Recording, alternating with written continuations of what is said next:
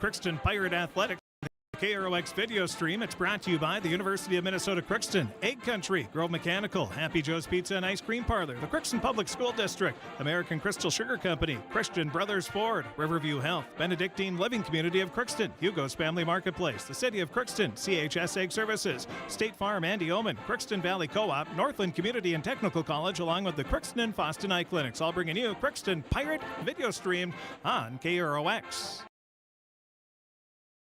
Time for the Riverview Health pregame show live on both KROX Radio and KROX TV, as we have got the Crookston Pirates girls hockey team. We just got away from the UMC Golden Eagle Club hockey team. They just absolutely steamrolled Minnesota Duluth 10-0, beating them 6-2 on Friday, and then 10-0 today, and so a great result there for them. And now the ice is ready for the Pirate girls hockey team, looking to get their first win of the season as they're 0-4 on the year.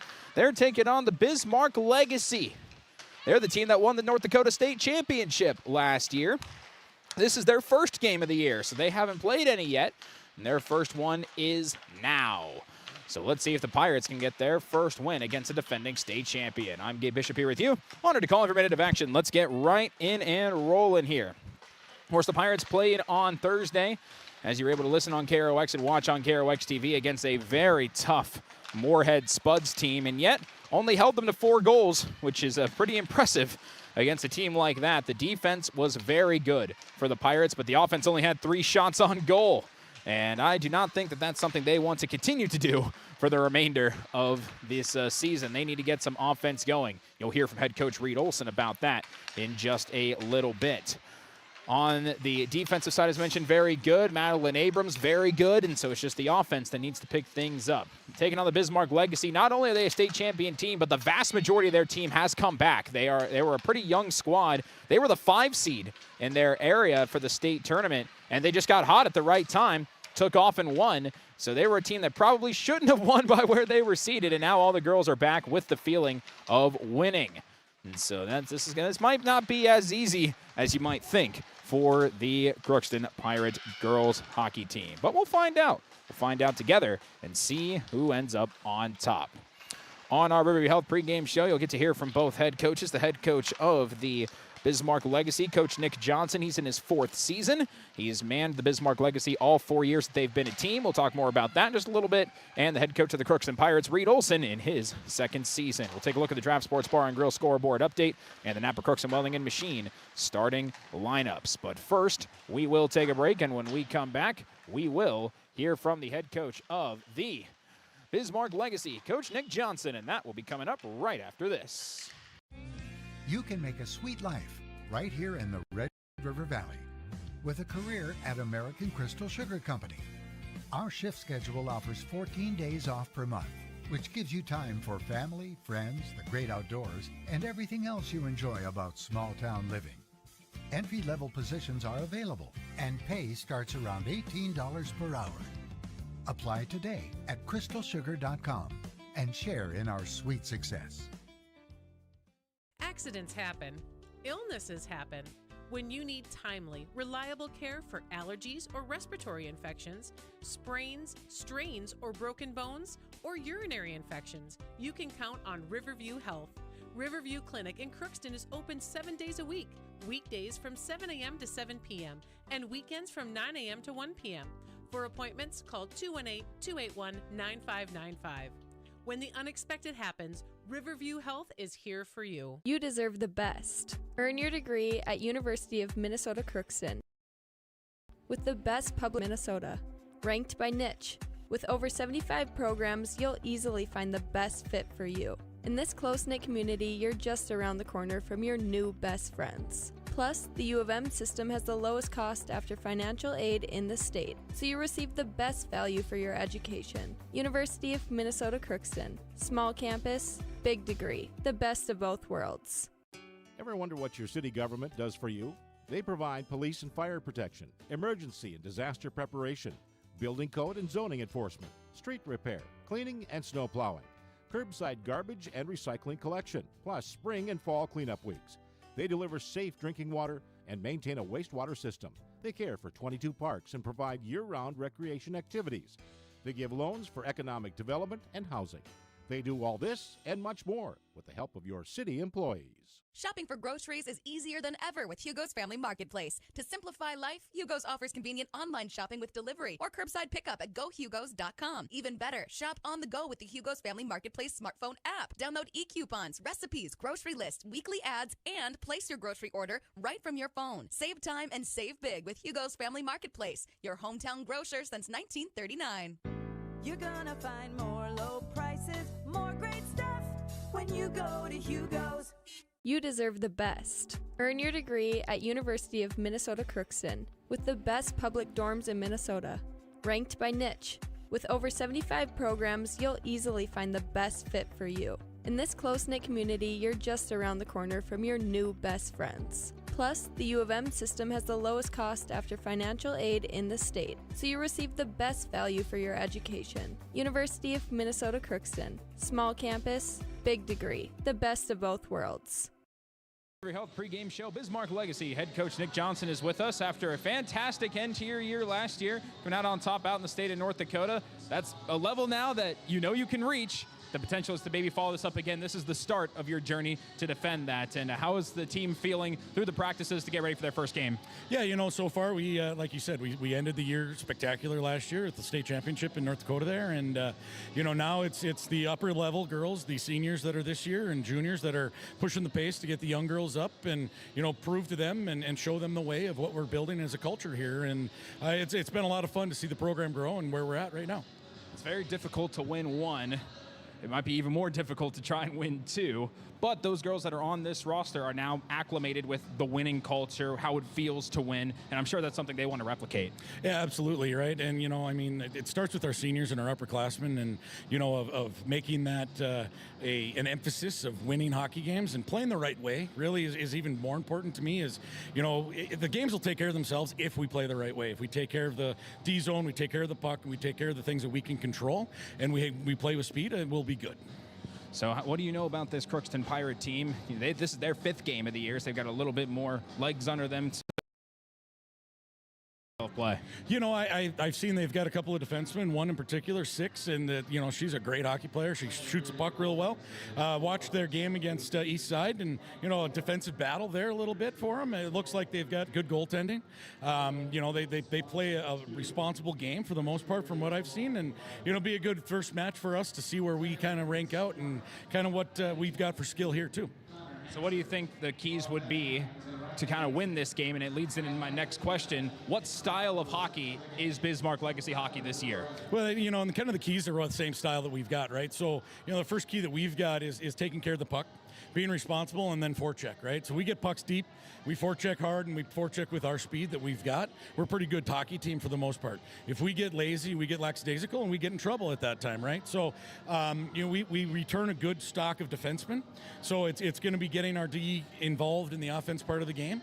So my big keys are, pucks deep with speed, forecheck hard, and be relentless. Lastly, what will be the message to the girls before they come out onto the ice for their first match of the year? Let the nerves go, right? First couple of shifts are going to be nerves. It's the first of the year, and especially some of our young girls that are coming up and, get through the first couple of jitters and get through that and then just play the game, right? We're here to play hockey. Hockey's fun. That's why we play the game. Just go have fun. Let's go have a good time, Coach. I appreciate your time. Good luck to you. Yeah, anytime. Thanks much. And that was the head coach of the Bismarck Legacy, Coach Nick Johnson, here with us on the Riverview Health pregame show. We will take a break, and when we come back, we will hear from the head coach of the Crookston Pirates, Coach Reed Olson. I'll be coming up right after this. This is my farm. Don't come out here and tell me what I need.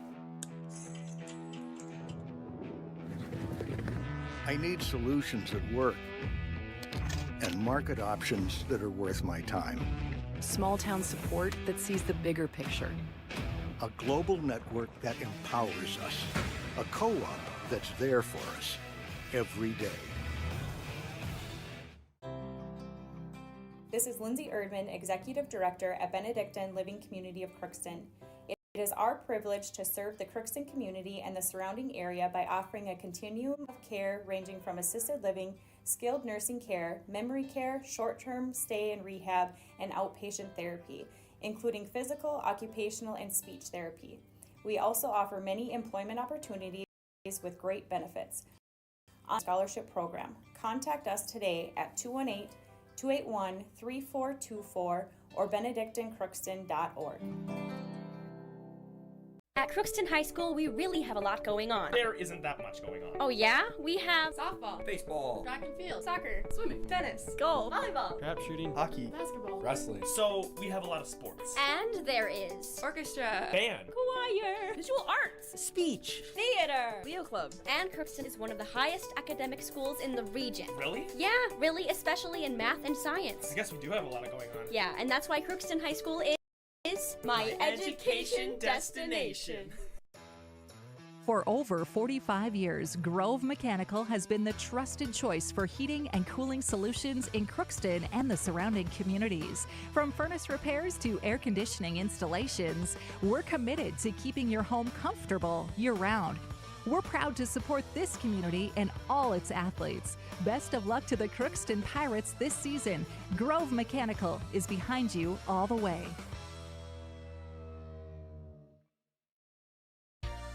For all of your automotive service needs, call Christian Brothers Ford here in Crookston. We have a service team to handle all of your vehicle's needs.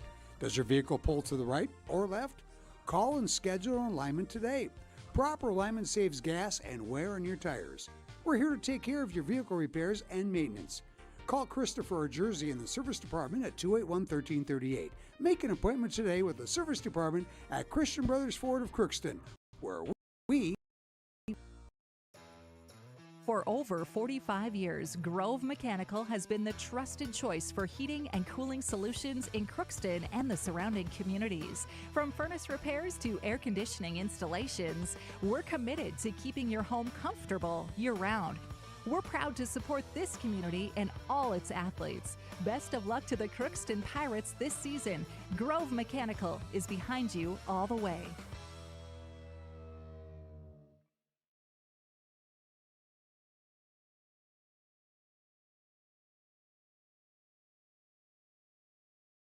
Day stretch, wrapping it up against Bismarck Legacy and trying to get yourselves off the mat a little bit. 0-4 to get things started, but looking to turn things around. But it seems like the morale might be pretty high for today. No, it is, and we're hoping to get that, like you just said, our first win in the column. Girls seem excited to get out there and play, especially against an opponent that they haven't played before. So, yeah, we're excited.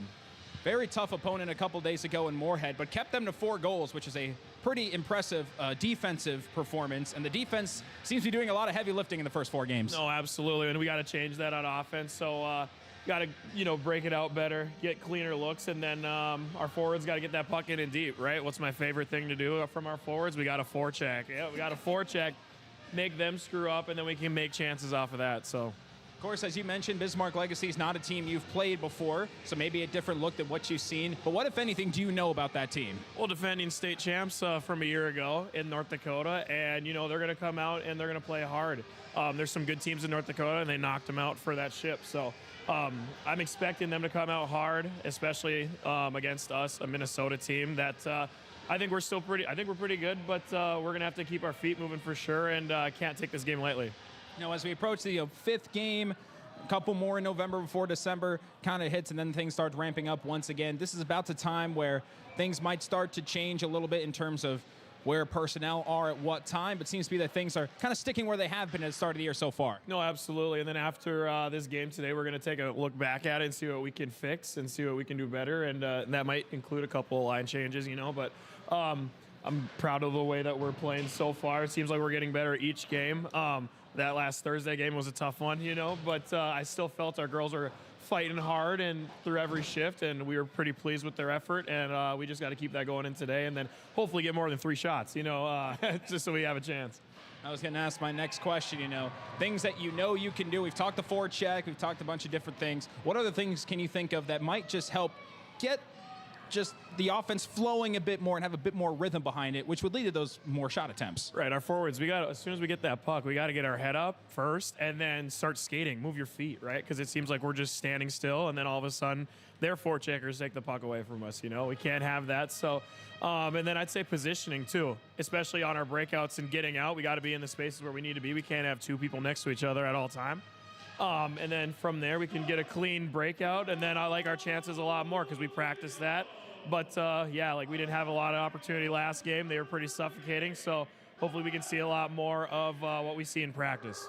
In terms of the health report, what does that look like? There are a couple of players out Thursday. What does that look like for today? Yeah, so we're gonna have one girl out, Aubrey Bartram. She got banged up in that East Side game, so precautionary. She's gonna sit out the game today. Hopefully we can get her back next week. But us coaches, we're ready for this game today, and then just having 3 days of practice, so we can actually go over what we've been seeing these past 3 games, so we can correct it and then move forward. I'm excited to see what happens in this one, and then we can finally sit down, breathe a little bit, and start to look at these things and take a bit of a load off. But one game before we get to that, Coach, I appreciate your time. We'll talk post-game. Absolutely. Thank you.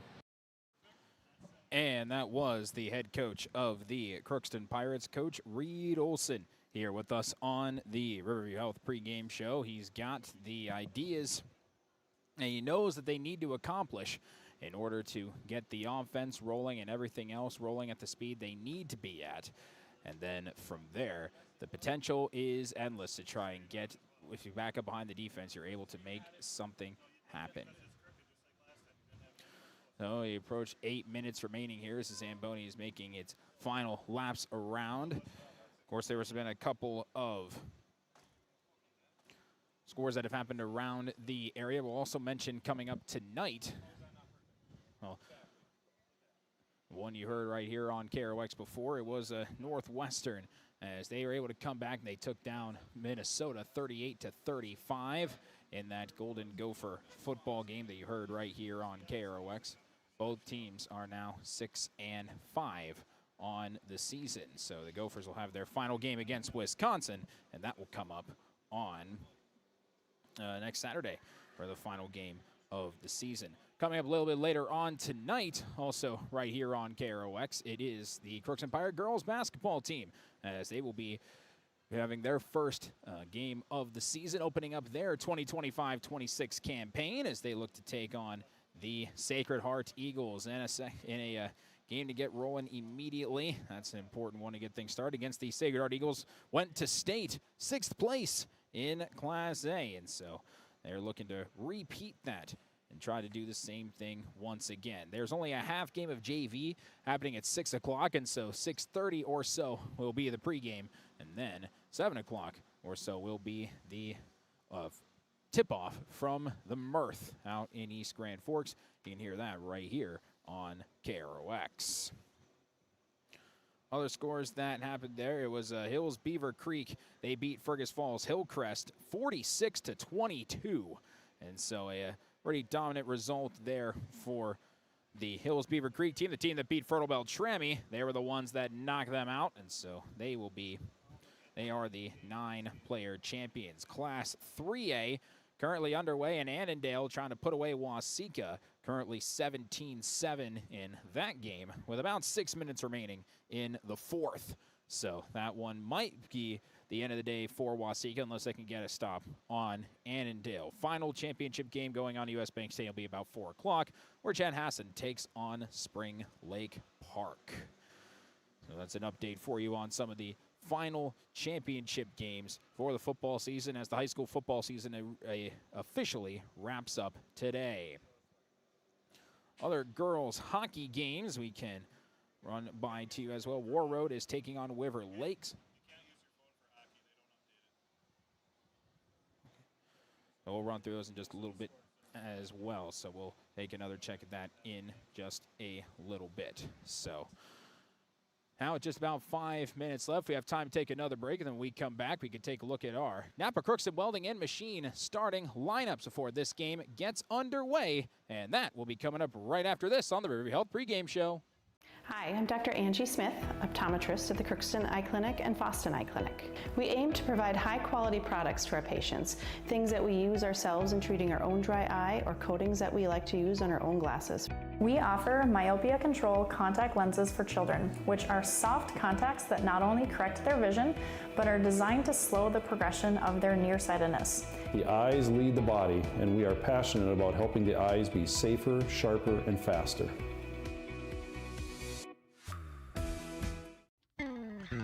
Crookston Valley Cooperative in Crookston is your full-service local agronomy dealer, delivering the products and services that you've come to expect. Crookston Valley Cooperative specializes in seed, chemical, and fertilizers that you need to keep your farm operation growing.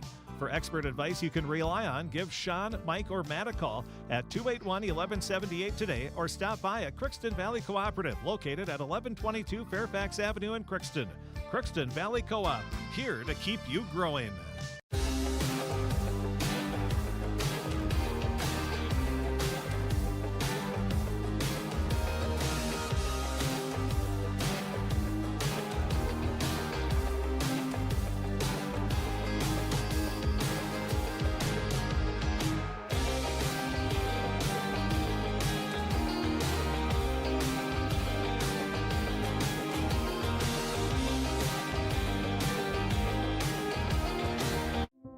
You've been waiting for a chance to do something that matters, something big, without a big price tag. Welcome to Northland Community and Technical College. Here you can have a big impact on a small campus, in classrooms that mirror today's workplace, with instructors who teach from experience and know you by name. You've been waiting for a place like this. Are you ready?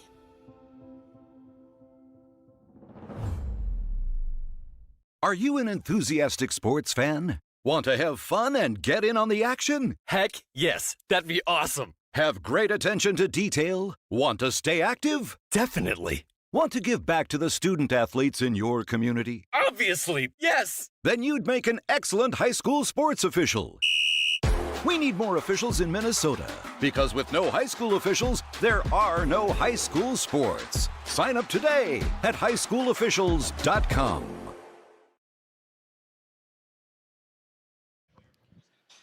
Back here at the Crookston Sports Center, let's take a look at our Napa Crookston Welding and Machine starting lineups, as they have what you need, and they'll make sure your battery will start the first time, every time. So buy a Legend battery from Napa Crookston Welding and Machine, and they'll handle all your Legend battery needs for your cars, trucks, recreational vehicles, snowmobiles, ATVs, and more. That weather is finally starting to cool down later on this week, and so maybe the snowmobile might get some use when some snow coming in the forecast. That'd be good. So you can get your battery updated for that at Napa Crookston Welding and Machine. Taking a look now at the starting lineups, first for Bismarck Legacy. On defense, they will be starting junior Isabel Rude on the left side and freshman Kaylin Olson on the right side of the defensive lines. On the forwards lines, in the center will be Ainsley Johnson, the senior. She'll be flanked on her left by Alyssa Krikorian, another senior, and then Olivia Rask, who is a freshman, will be put on the right side. And in net is their sophomore goaltender, Riley Otto, and they're backed up by freshman goaltender Tesha Kostelecki. And so this is a team that's a little bit younger, but they were young initially last year, and that didn't seem to mess them up at all, and so that puts them in a decent spot, and that's what you can expect to see starting for them. It's the same starting group for the Pirates as it has been for the first 4 games to this point. On the defensive lines, it'll be Adley Vignes, the sophomore, getting a start alongside Lauren Tull, the 8th grader. And then, when you get to the forward lines, again, they're only playing 2 centers, as you heard from Coach Reed Olson. Aubrey Bartram is out today. So, Emma LaPlante and Kinsley Wongan, the senior and freshman, respectively, will be rotating the centers. The lines that will pair them, Jensen Steiners with Peyton Demera on the forwards. Then the second one, you can expect Christina Hershey, and she'll be paired up with Ava Martin. And then you've got Shia Burnett and Caitlin Maruska, the other ones who go along, and they can rotate with any centers that come and play through. And so those will be the ones you can expect to see get things started. Crookston back in their home white jerseys, gold and blue stripes on the ends of the sleeves and on the bottom of the jerseys, and Pirates and the numbers are both in blue with the gold trim. Bismarck Legacy is in black, and they have their crest Bismarck Legacy on the front in the tan and burgundy colors. The burgundy stripes, and then the numbers are in tan with that burgundy trim. We are just about ready to get this one underway between Crookston and Bismarck Legacy as we approach 3:30. Those on the radio, you are in tune to the Voice of the Valley, KROX in Crookston, Minnesota on 1260 AM, 105.7 FM, and on 92.1 FM in Grand Forks and East Grand Forks. Also able to tune in to this contest on KROX TV. Another addition as well. They've been doing this in the first few home games of the Pirates Sisters. A couple more are joining Crookston today. One next to Adley Vignes, one next to Maddie Abrams. So a good result. Cool thing there that they like to do. I don't know how many more of them they have remaining. There's just a couple left. And one of my cool thing out there, one of the Pirate Sisters, bright pink hockey stick. Why can't they make that the regular? That's what I expect. But that should wrap up the Riverview Health pregame show here on KROX as Corky Reynolds goes out to get the Starting Lions National Anthem underway. We'll take one last break, and when we come back, it'll be the opening face-off between Crookston and Bismarck Legacy, and we'll have it right after this. You can make a sweet life right here in the Red River Valley with a career at American Crystal Sugar Company. Our shift schedule offers 14 days off per month, which gives you time for family, friends, the great outdoors, and everything else you enjoy about small-town living. Entry-level positions are available, and pay starts around $18 per hour. Apply today at crystalsugar.com and share in our sweet success.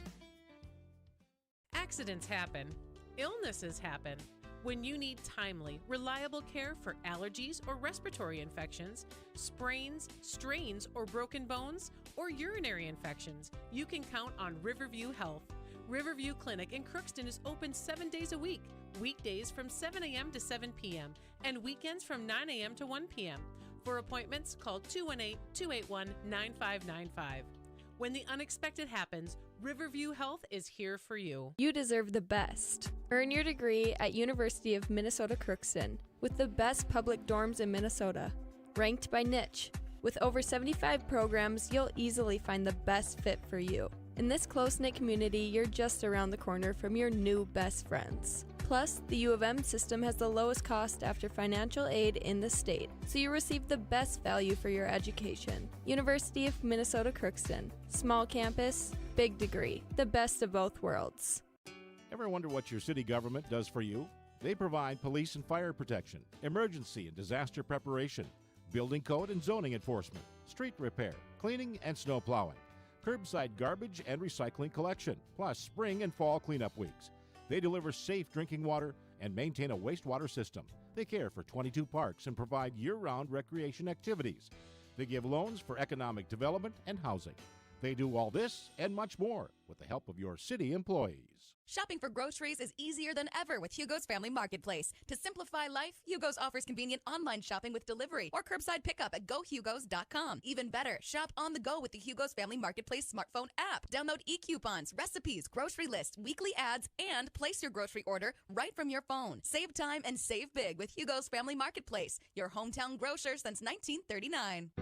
You're gonna find more low prices, more great stuff when you go to Hugo's.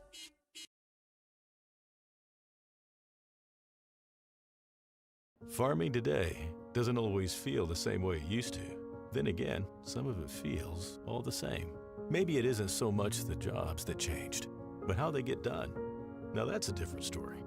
Efficiencies are critical, which is why you need a lender who will find the right loan structure for a strong financial future. You need a lender to look out for your whole farm operation. Ag Country.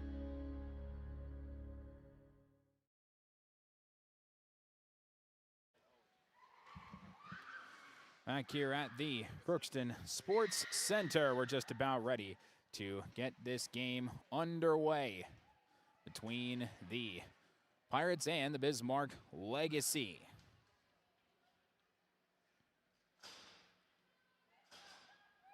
Pirates 0-4. This is the first game for the Legacy this year.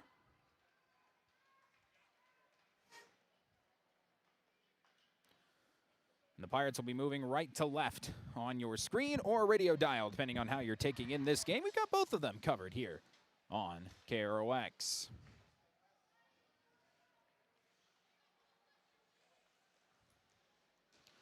second line of Hershey, Wongan, and Martin will be the first ones to come out. And Wongan will be facing off against Ainsley Johnson. Vignes skates back. She's going to start on the bench as well. Logan Brecken and Rylan Auble will get the start, second line on defense. Let's play some hockey at the Crookston Sports Center. Face-off won by the Pirates, and we are underway as Auble tracks it down, trying to move it up to head to Ava Martin. It's nicely played by Alyssa Krikorian. Krikorian pinned up along the boards with Johnson. Already some very physical plays. The puck won't move out the boards. It is taken by the Bismarck Legacy. They'll chip it in to Brecken. Brecken behind Abrams, behind the net, trying to get it out of there. That pass gets deflected. Turnover in front, and trying to get a shot off. No dice on that one was Claire Oswald, the junior. Bismarck Legacy will run 4 lines on the forwards and 3 lines of defense. They've got a full squad. Another one loose in front. It'll be kept in and sent back out to the point. Anna Egeland. Egeland down low, saved by Abrams, rebound, and it gets knocked away off the side of the cage. Wrap one back up again, Claire Oswald. And played by Bailey Bitts. Bitts had it knocked away by Wongan. Rylan Auble there track it down. Wongan trying to help, pinned up along the boards behind the net again, taken by Bitts. Bitts tries to center one, broken up, and up ahead, Christina Hershey tries to get it out of the zone. She can't. This one will be sent wide from the blue line by Kaylin Olsen. Pirates can't get it out of their own zone. Now Christina Hershey's got it, and they do get it out. But now Bismarck Legacy staying onside with just one player as everybody else changes. Chloe Peterson, the one to track it down. Trying to wrap it around. It got broken up by Wongan. Pirates have been unable to change for the first minute and a half so far. A couple tired, starting to become tired legs out there. Centering open lane. That was blocked, then kicked away by Abrams on that attempt to try and find Egeland down low. Pardon me, that was a Reese Kotzman down low. Fighting for it, back up top to the point. Here comes a shot. That one goes off the pad of Abrams on that attempt by Isabel Rude. Back behind again, Auble tracks it down. Auble just whisks it, and it gets cut off by Rude. They can't get it out of the zone. Loose again, Auble trying to chip it out, fight for it in the zone. And the Legacy trying to get it right back with Flemmer. Acid Flemmer back behind the net. Flemmer's got it, taken back by Hershey, into the corner still, tries to center one, poke check by Abrams, lane for Ava Martin, can't get it out herself. Kept in by the Legacy again as Rude. We'll wrap it around, and the Legacy will make their 3rd change before the Pirates get one in, as we're 2 minutes and 15 seconds in. Up and around, poked out. Tracked down by Wongan. That one got broken up by Rude. Rude up ahead. And wrapped out by Logan Brecken. And out of the zone. And so all 5 Pirates will hustle down and change as the top line makes their way out for the first time, 2.5 minutes in. And immediately breaking one up is Emma LaPlante. LaPlante goes down, and they are going to get a call on that. So we'll have our first penalty of the game at 2:45 of the first period.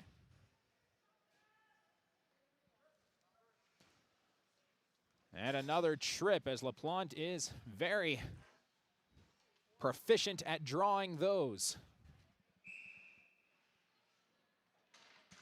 No power play and an illegal face-off.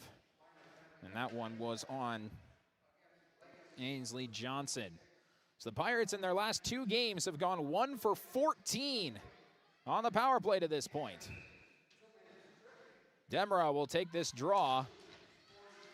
And the Legacy have got it. Look to clear it out and around. A little whiff on it, broken up, down low. Taken away from Jensen Steiner. They're trying to make moves on it as opposed to just clearing it out, and LaPlante will take advantage of it. Back behind the net. Wrapped up, broken up. Demra whiffs at it. Back up top, and the Legacy will bring it out to center ice. Lauren Tull will send it back in deep. They are onside, so they can go and chase it, but it's back behind net. Hit hard up along the boards and played. And trying to keep it in the zone. Vignes can't. Off her stick and back out. So looking to reset with 1:25 left on the penalty. Here's Tull. Cross ice pass, LaPlante. LaPlante makes a dangle, a collision. That's a clean hit. Had it broken up. And now coming back shorthanded, and it's broken up by Peyton Demera and sent back in deep. Adley Vignes will track it down. 13.5 minutes to go, opening period. Vignes on the way through. Takes it herself. Fires a shot. Save made. Rebound. Almost had an opportunity. Down low is Kinsley Wongan, but stepping in front of that was Berkey Mose. Another shot kicked away as Otto gets a couple of saves in early. To the point, Brecken will move it outside. Keely Garrett, that's blocked. Loose in front, fight for it, kicks away. They can't quite find the back of the net with many opportunities. Another one down low. There's a stick down on the ice. That's the goalie stick. So Otto's stick is now being pushed in the corner by Kinsley Wongan. So now they got to go without it for a while. Can they find a way to clear it and get her stick back? They'll whack it down ice. And sprinting, Otto can't quite go to the corner. She didn't like those odds as they're changing. So she is still without her stick with 15 seconds left on the penalty. Keely Garrett flying in. Garrett backing down. Had it broken up. Taken by Ava Martin. Will chip it in deep. Penalty about to expire. Christina Hershey. End up as puck hits off of the goalie stick, which is in the corner still. And LaPlante, keep it herself. Wrap her around. They're trying to tell her to pass. Take a shot. There's a little pad save by Otto. Her 5th save so far in the first 5 minutes. And someone finally tracks down her stick. They got to hurry to get it to her. Otto's got her stick back and immediately has to use it to push that one away. Well, great job by the Legacy to find the time to get the stick back to Otto. Pirates still keeping it in deep with a great offensive surge. Down low, LaPlante couldn't get a stick on that. And coming back the other way, able to get it out of the zone is Isabel Rude. Rude, nice poke check. Good play by Demera. Got a reset back outside. And trying to pass it down low, got broken up initially. Lauren Toll's got it, pops up into the air, and over. It landed on the edge of the wall there, and then right back over into the hands of Nova Garrett, who was down there. So 11:27 left. Lots of shots, 3 shots on that power play for the Pirates, all of them with Riley Otto not having her stick, but they couldn't find it. Oh, back the other way. Down low and around, Lauren Toll trying to break this one up as trying to play that was Olivia Rask, still in the corner. Oh, a big fall. Even coming in was Berkey Moss, pardon me, it's Mose, excuse me. Taken back by the Pirates, trying to clear it out. They can't. Loose in front, rebounding away from Abrams before it's played by Krikorian. Up top, shot coming. Save made by Abrams on that attempt by Anna Egeland. Bring this one up top, broken up, popped up, and taken out of the zone by Jensen Steiner. Steiner will try to send it in deep. The Pirates will look to change with the puck right near them. 10:40 to go. And LaPlante's now got a lane to skate. Emma LaPlante on the move, backing in, broken up, wraparound, score! Emma LaPlante takes it herself for her 2nd goal of the season. And for the first time all year, the Pirates are in front with a 1-0 lead and their first period goal of the season.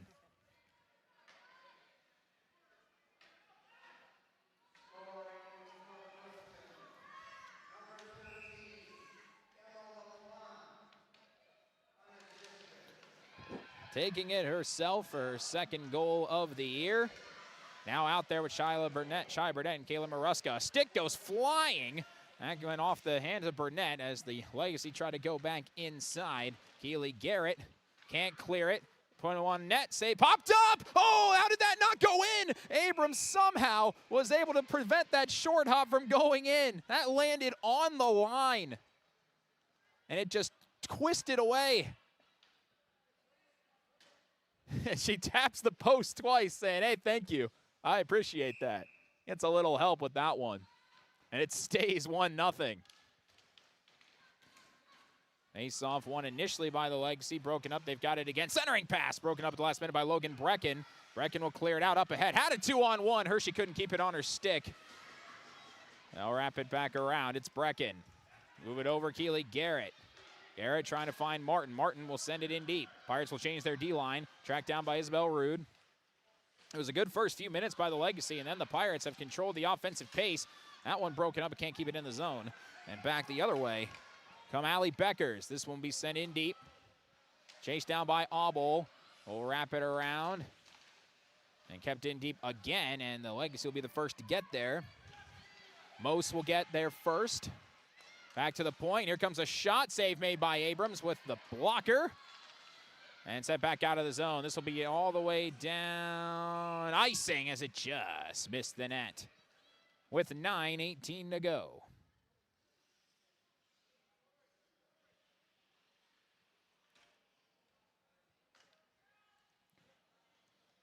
So the Pirates getting their first goal of the season unassisted by Emma LaPlante at 6:25.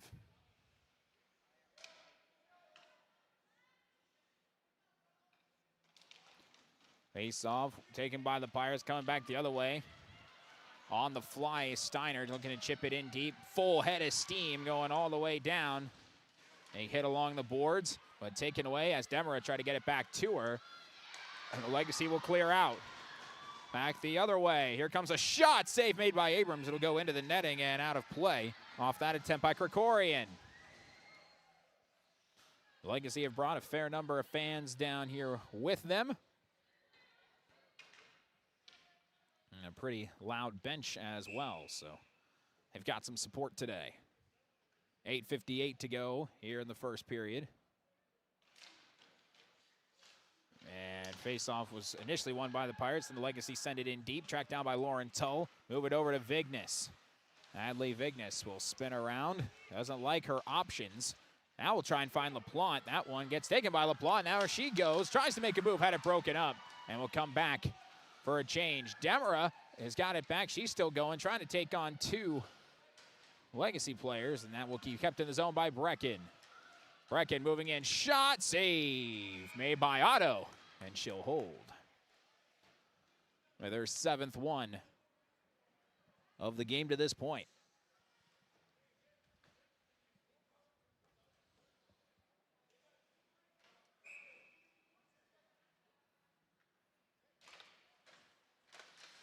Another one right off the draw, and Otto had to freeze it.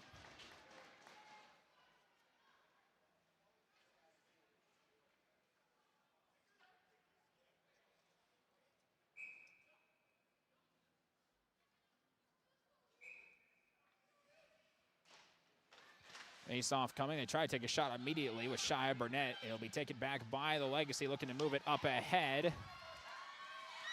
Can't quite get through. Addison Flemmer. And they get it out of the zone, and they can with Maruska. It's hit along the boards and taken back by the Legacy. And a delayed penalty coming up against the Pirates. And so the Legacy will be on their first power play. A roughing call.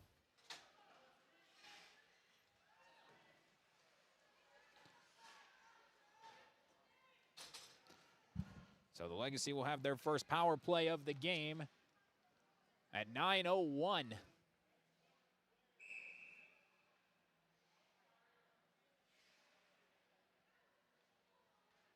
As Maruska is in the box for roughing. And they clear it out. Well, LaPlante is going to try and take it. They were yelling at her to clear. She's just going to go all the way on her own. Try and shoot it. Gets blocked. Got it back. And a save made by Otto. And they'll bring it back the other way. Coach Olson trying to tell her to bring it out. And then LaPlante gets absolutely leveled as a result. And it's still slow to get up. And now Bismarck Legacy trying to make something happen as LaPlante will come off. And now a penalty coming up against the Legacy. The holding of the stick. Allow 4-on-4 for the next minute 23.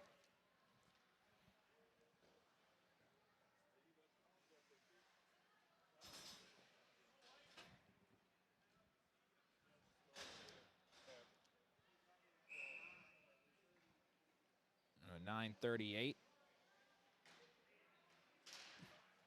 Holding penalty on Olivia Rask. So 4-on-4, 1-0 Pirates. Vignes tries to send it in deep. Wide for it, and Bismarck Legacy trying to take it out. Kept in the zone and nearly found the stick of Steiner before coming back the other way. Taken by Egeland. Egeland on the move, trying to go on her own. Right out top to the point. And opportunity, but broken up at the last second. Trying to bring it back out, and not really ready for that was Mose. Down low, Tull. Another change coming for the Legacy. Separate up to Jensen Steiner. Steiner will send it in deep. Pirates will change. The Legacy will track it down with Bitts. 30 seconds left in 4-on-4. Legacy into the zone. He tried to take a shot, initially blocked, will be sent all the way down, kept alive by LaPlante. He's back after that big hit. Goes down again, another penalty. Again, a terrific player at drawing trips.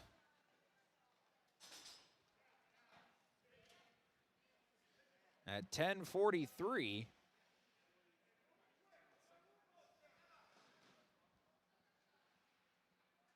So we'll have 4-on-3 for the Pirates for 19 seconds. And then it'll be 5-on-3.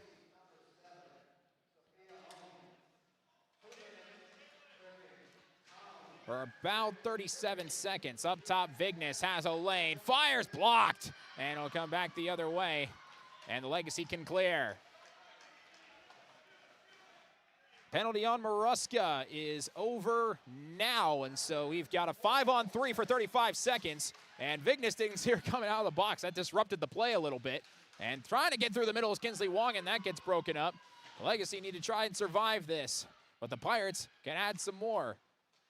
Wrapped around, kept in the zone by LaPlante. Takes a hit, LaPlante lost it off her stick, taken back, Wong in, wants to fire a shot, does so, save made by Otto, rebound in front, rattles around, loose, Otto kicks it away.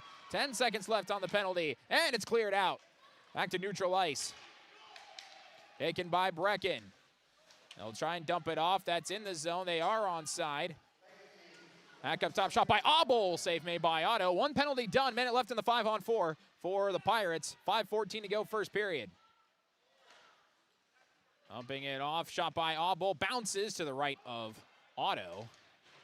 And the Legacy will look to move, and they've got some space, but they couldn't keep it on the stick as they just chose to change instead.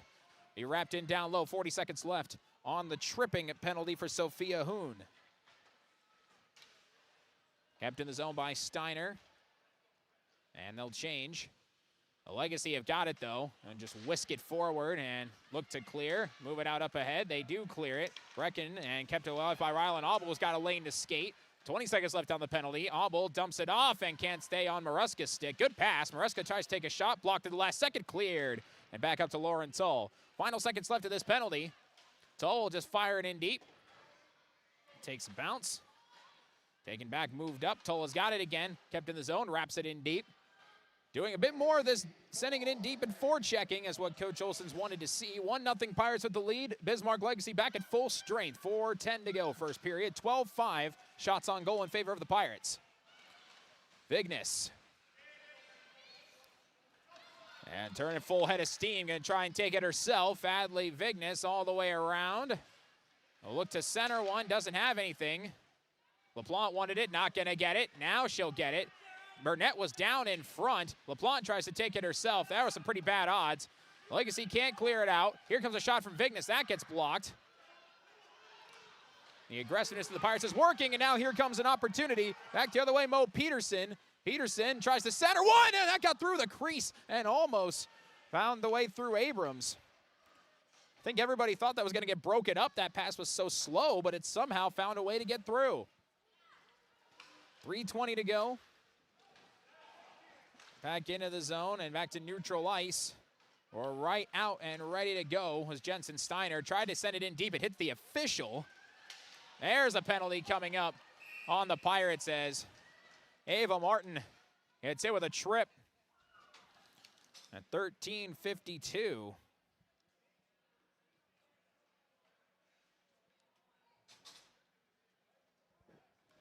So second penalty for the Pirates. Another power play chance for the Legacy.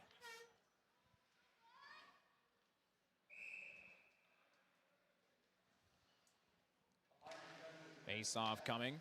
One up top. Shot immediately. Tried to tip it down low. That was a good idea. That time by Rask. It doesn't work. Trying to keep it in the zone. Moving in. Down low. Centers one. Poke check by Abrams. Got it out of there. But Tola still in the zone. Can they get a shot off? No, it's a hand pass. And so that did not hit the stick. It's a hand pass. It'll be a face-off all the way on the other side of the ice in front of Otto with 2:49 to go.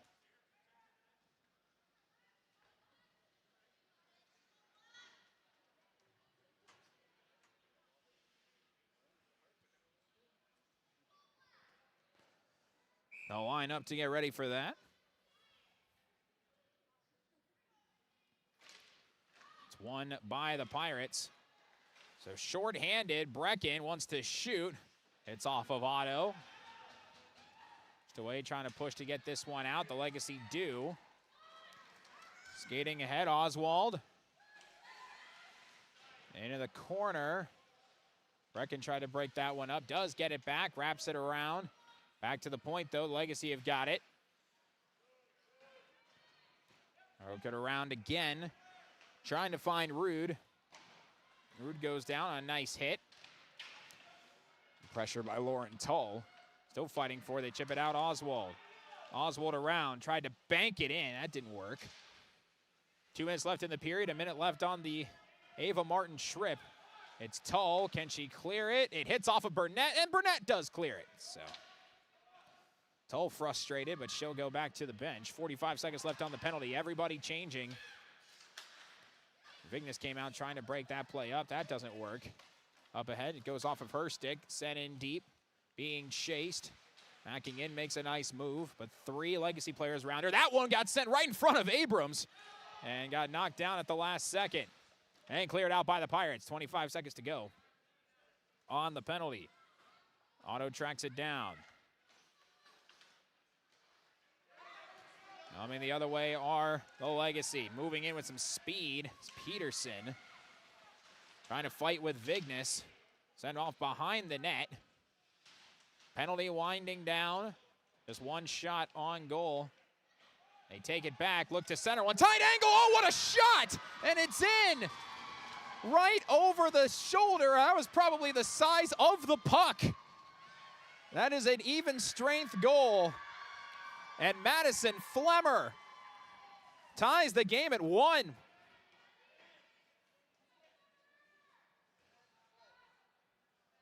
That was a pinpoint accurate shot by Flemmer.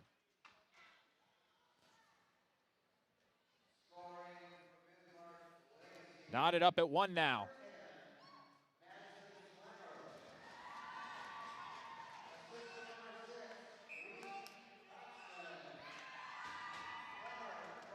Reese Kotzman gets hit with the assist. With 1:05 to go, we're now tied at 1. That was a very impressive shot.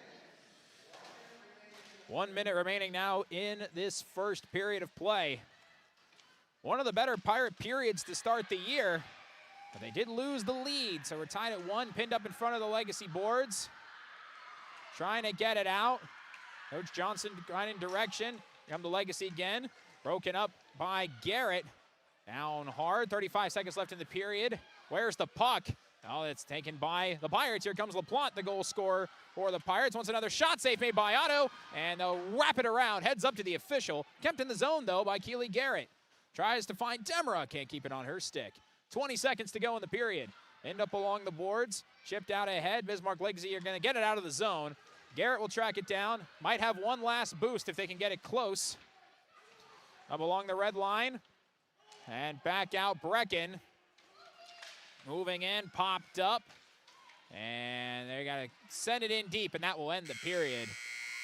As it was chipped in by Christina Hershey. So a very solid period of play by the Pirates. They outshoot Bismarck Legacy 13-7 in the period. But we're tied at 1 on a great shot by Madison Flemmer. And that means we're locked up after a period of play. We will take a break, and when we come back, we will have period number 2. But first, the intermission, the stats, scoring, saves, and scoreboard update. That will all be coming up right after this. This is my farm. Don't come out here and tell me what I need. I need solutions that work and market options that are worth my time. Small town support that sees the bigger picture. A global network that empowers us. A co-op that's there for us every day. This is Lindsay Erdman, Executive Director at Benedictine Living Community of Crookston. It is our privilege to serve the Crookston community and the surrounding area by offering a continuum of care ranging from assisted living, skilled nursing care, memory care, short-term stay and rehab, and outpatient therapy. including physical, occupational, and speech therapy. We also offer many employment opportunities with great benefits, on-site daycare, and a scholarship program. Contact us today at 218-281-3424 or benedictincrookston.org. At Crookston High School, we really have a lot going on. There isn't that much going on. Oh yeah? We have softball, baseball, track and field, soccer, swimming, tennis, golf, volleyball, crap shooting, hockey, basketball, wrestling. So we have a lot of sports. and there is Orchestra, band, choir, visual arts, speech, theater, Leo Club. And Crookston is one of the highest academic schools in the region. Really? Yeah, really, especially in math and science. I guess we do have a lot going on. Yeah, and that's why Crookston High School is my education destination. For over 45 years, Grove Mechanical has been the trusted choice for heating and cooling solutions in Crookston and the surrounding communities. From furnace repairs to air conditioning installations, we're committed to keeping your home comfortable year-round. We're proud to support this community and all its athletes. Best of luck to the Crookston Pirates this season. Grove Mechanical is behind you all the way.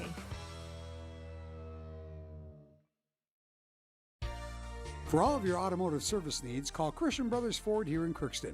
We have a service team to handle all of your vehicle's needs. Does your vehicle pull to the right or left? Call and schedule an alignment today. Proper alignment saves gas and wear on your tires. We're here to take care of your vehicle repairs and maintenance. Call Christopher or Jersey in the service department at 281-1338. Make an appointment today with the service department at Christian Brothers Ford of Crookston, where we make it easy. Hi, I'm Dr. Angie Smith, optometrist at the Crookston Eye Clinic and Foston Eye Clinic. We aim to provide high-quality products to our patients, things that we use ourselves in treating our own dry eye or coatings that we like to use on our own glasses. We offer myopia control contact lenses for children, which are soft contacts that not only correct their vision, but are designed to slow the progression of their nearsightedness. The eyes lead the body, and we are passionate about helping the eyes be safer, sharper, and faster.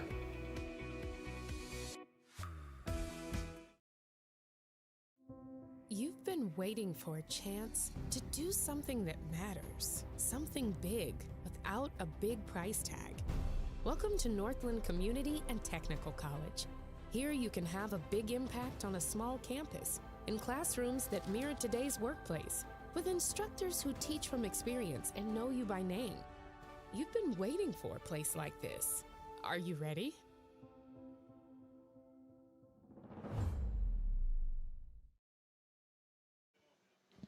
Back here at the Crookston Sports Center. 1-1 is where our score stands right now between Crookston and Bismarck Legacy here on both KROX Radio and KROX TV. Our first period kind of went like this. First couple minutes, 2 to 3 minutes, the Bismarck Legacy, they got the first few shots on goal. And then the Pirates, they found something, finally found some offense, keeping it in the Bismarck Legacy zone. Once it got out, played a neutral ice until Emma LaPlante took it away in center ice and then chose to take it herself at 6:25 and score unassisted for her second goal of the season and the first period goal of the year for the Pirates and their first lead of the year. And it's now became a 1-0 game. Then there was just a whole slew of penalties that came in. 3 for Bismarck Legacy, 2 for Crookston. And 3 seconds after the final Crookston penalty ended, it was back to even strength and a beautiful pinpoint shot and a tight angle from Madison Flemmer, the senior on the second line for Bismarck Legacy at 15:55 and coming up on the final minute of that second period, able to beat Abrams to make it a 1-1 game, which is where it stands at the moment as we move into the second period of play. First period goalie saves. Otto was the more active one. That's been against the norm for a couple of Pirate games. They did outshoot Fort Francis, albeit by 1 goal, by a couple shots, 2 shots, excuse me. And that went the way of Riley Otto, who had 12 saves on 13 shots faced. Maddie Abrams had 6 saves on 7 shots faced, and I am 100% sure she is ruining that goal and wants to have it back because she had that area protected except for one gap, and that's where the puck found. So it stays at 1-1, our score. Pirate forecheck was a lot better. There's a bit more improvement on the overall pace of play. The offense found some levels. They were finally figuring something out with that. And it turned things into a lot better result with 7:50 to go in our intermission period. So, not bad. So, looking to turn things around to make it 1, maybe 2-1, and improve themselves moving forward in the contest. A lot more potential to potentially find another goal. Of course, that one goal, Emma LaPlante did score unassisted, and so the passing wasn't quite there. And so the passing tried to get a little better. Rylan Auble had a great dump-off pass. Caitlin Marusco was the intended target for that, and just didn't quite keep it on her stick. And so that was their next closest chance. It didn't quite go their way. We will now take a look at the Draft Sports Bar and Grill scoreboard update here, and we can tell you that it was a crazy game out in Wrigley Field between the Golden Gophers and the Northwestern Wildcats.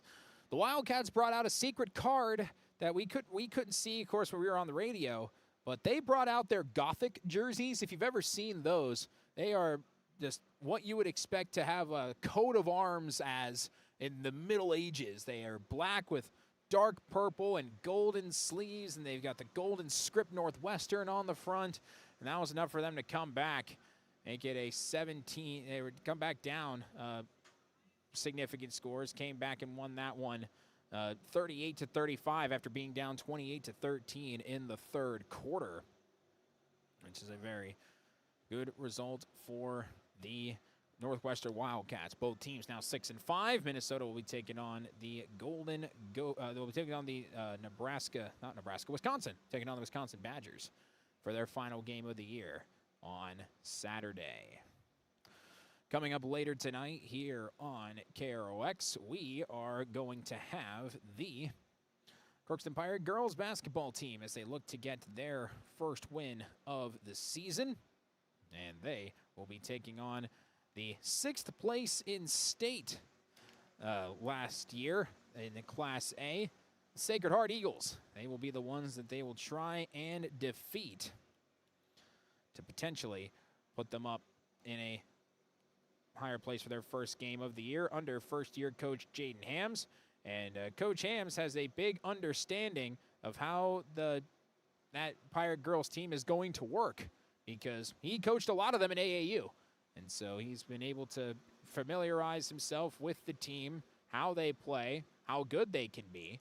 And we talked in Coach's Corner today, and he seems very excited about the potential that the Pirate girls basketball team has in order to make some noise in Class AA. Whether it works that way is to be determined, but we'll keep an eye on that.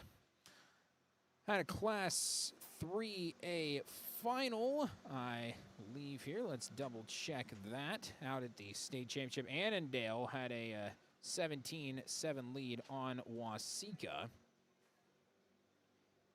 And that ended up staying and go final. So Annandale, number 1 in Class 3A.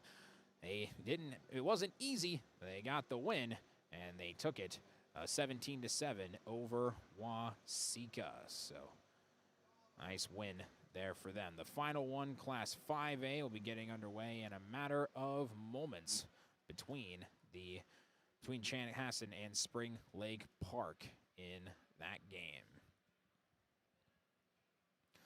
The Zambonis made his way into the garage, and so we will be just about ready to get this second period underway.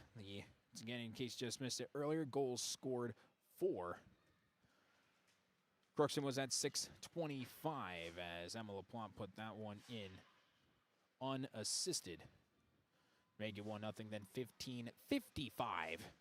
It became Madison Flemmer to get another one in to tie it up at 1 apiece. We can take one break here as we wind things down, and we will be back with the start of the second period here on KROX. Hi, I'm Dr. Angie Smith, optometrist at the Crookston Eye Clinic and Foston Eye Clinic. We aim to provide high-quality products to our patients, things that we use ourselves in treating our own dry eye or coatings that we like to use on our own glasses. We offer myopia control contact lenses for children, which are soft contacts that not only correct their vision, but are designed to slow the progression of their nearsightedness. The eyes lead the body, and we are passionate about helping the eyes be safer, sharper, and faster.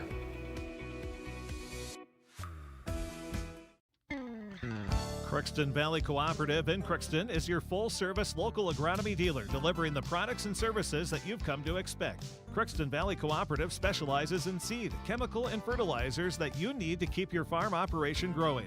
For expert advice you can rely on, give Sean, Mike, or Matt a call at 281-1178 today, or stop by at Crookston Valley Cooperative, located at 1122 Fairfax Avenue in Crookston. Crookston Valley Co-op, here to keep you growing.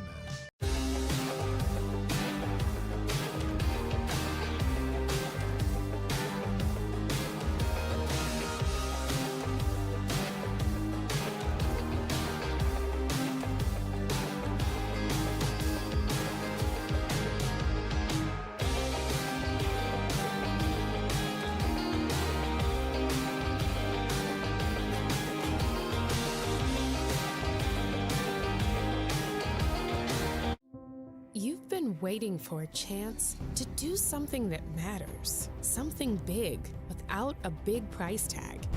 Welcome to Northland Community and Technical College. Here you can have a big impact on a small campus, in classrooms that mirror today's workplace, with instructors who teach from experience and know you by name. You've been waiting for a place like this. Are you ready?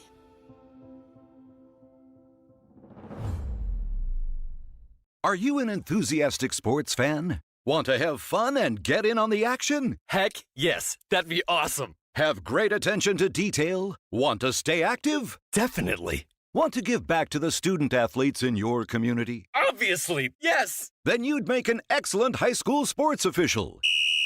We need more officials in Minnesota, because with no high school officials, there are no high school sports. Sign up today at highschoolofficials.com.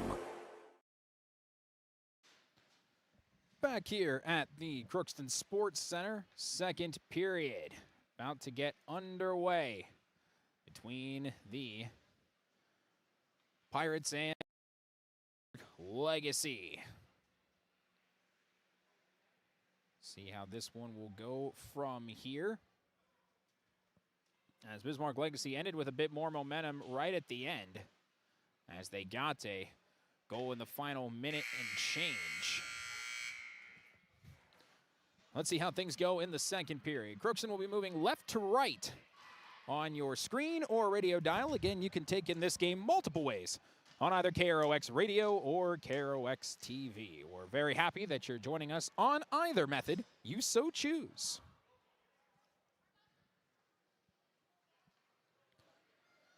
Now, the Pirates will have their top line to get started in period number 2. After all, their second line started the first period.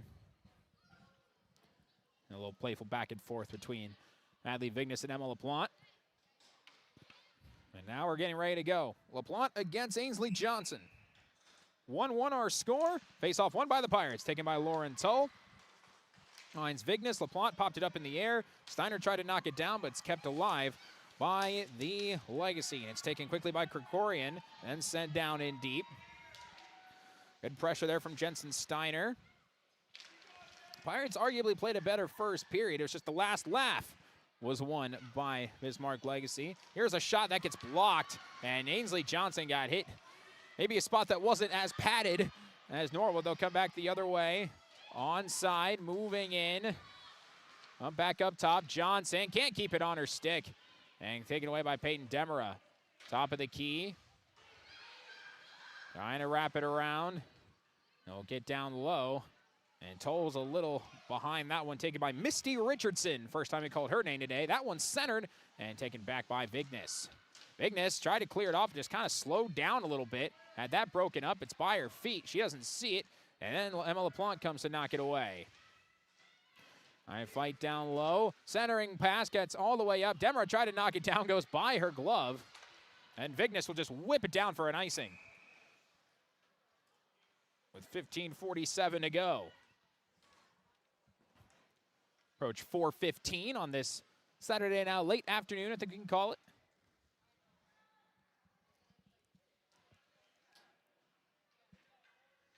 See the sun beginning to set out of the doorway windows of the Crookston Sports Center. Face-off won by the Legacy. They don't shoot it, though. We'll send it in deep. Player falls down on her own accord. Being tracked in near side boards.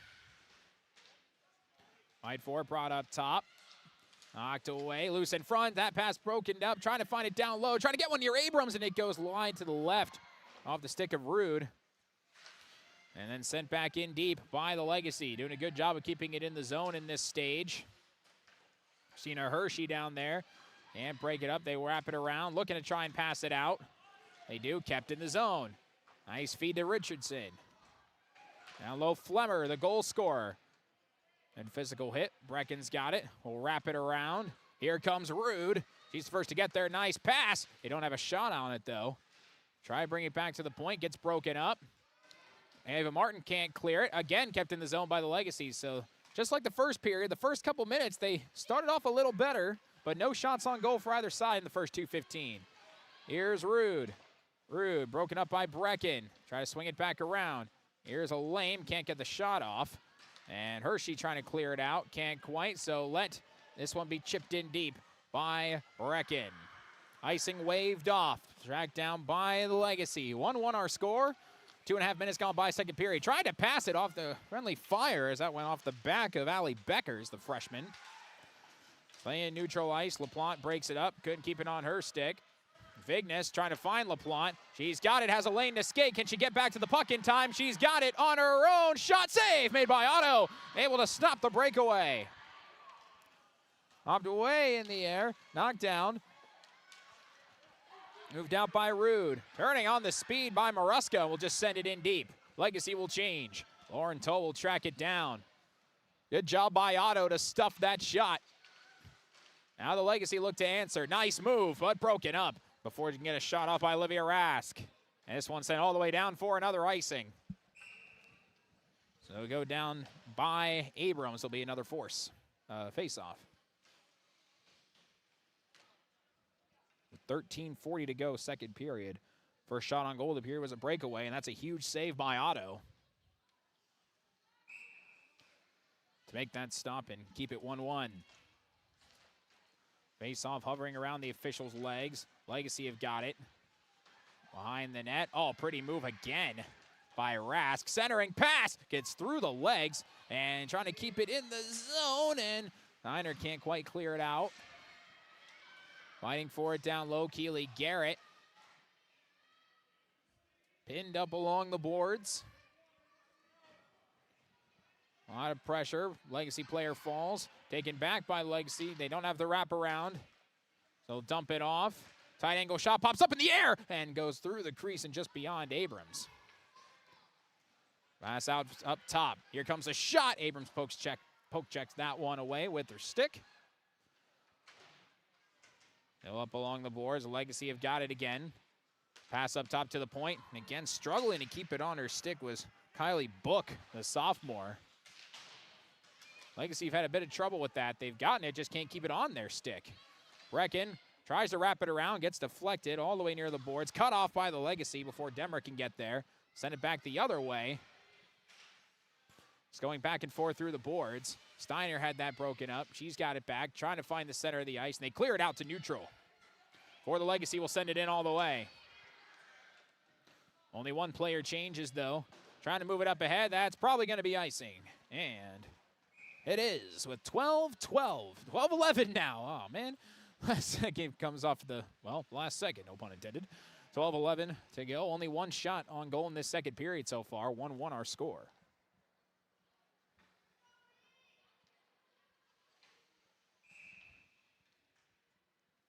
Face off to the right of Abrams. It's taken by Tull. I'll bring it up around Vignes. Looking stretch pass. LaPlante can't keep it on her stick, but then it pops up trying to fight for it. Where is it? LaPlante will track it down. They won't get a shot, though, so she's got to redirect. Now fires and scores! scores. LaPlante find the angle with 11:57 to go. Her second goal of the day. And it's 2-1.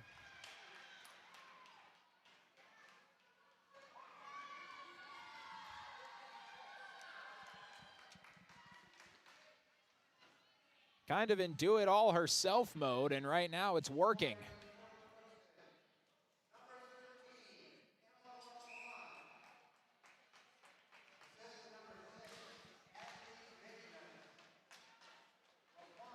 Vignes gets credit with the assist. LaPlante now her third goal of the year. This one loose in front of Abrams, and she'll freeze it. Now the Pirates have their lead restored. It's 2-1.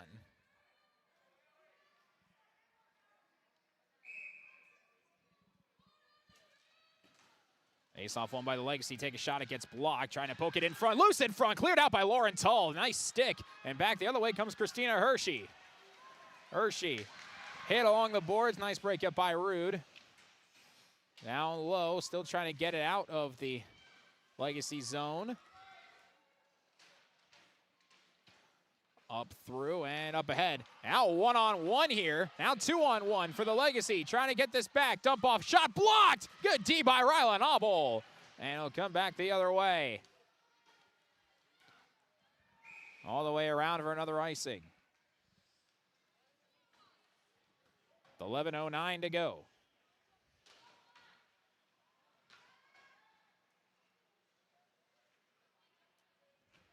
And the face-off will be to the right of Abrams.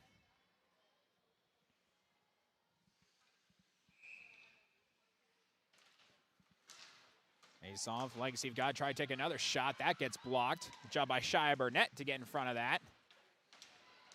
Back up top to the point. They try and pass it to a lane that wasn't there. Big hit underneath. Centering pass, shot, another block. Obel's in front of it. Bounces back, and I thought that went in initially, but it did get stopped. Right on Abrams' right side. Kept in the zone by the Legacy. And the Pirates clear it. Not yet. Will go hard around the boards. Logan Brecken the first to get there. Chips it up ahead for Maruska. Thinking back. Here's open lane. Shot blocked again. Lots of shot blocks. LaPlante got that one. Another opportunity, and that one save made by Abrams up high with her glove to knock that one down. 10:20 to go, second period. The Legacy are trying to get some shots off. The Pirate defense is doing Pirate defense things. Up top again, another shot, another block. Logan Brecken knocks that one away. But they can't get it out of the zone. Trying again, and this one deflects wide right. Played by Rask. Rask, cross ice, off the stick. They can't keep it in the zone. And it'll be reset by the Legacy. Offsides, though, as not fully back. Onside was the junior Claire Oswald. 9:52 to go, 15-9 shots on goal in favor of the Pirates. Both teams with 2 so far in this period. LaPlante got her second goal of the game at 5:03. Sent in deep, tracked down by Tull. Wrap it around to Vignes. Adley Vignes, oh, nice move. Looking for somewhere to go, chips it off the boards again, tries to take off, chips it up ahead. Oh, pretty play by Vignes. She's got Steiner with her. Now Vignes all on her own. Vignes save made by Otto. Will kick all the way. And all that herself. Had an open passing lane, chose not to take it and get stuffed by Otto.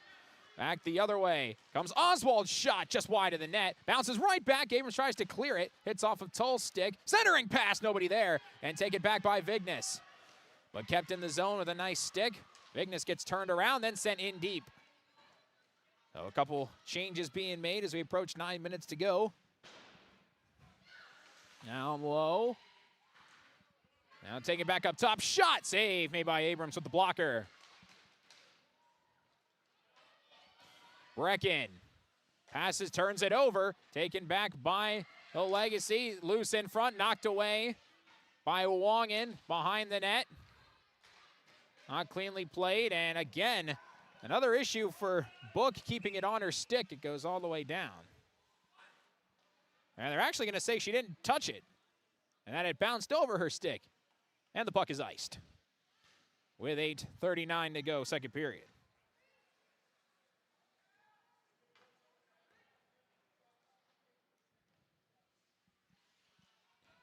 Face off again to the right of Abrams between LaPlante and Beckers.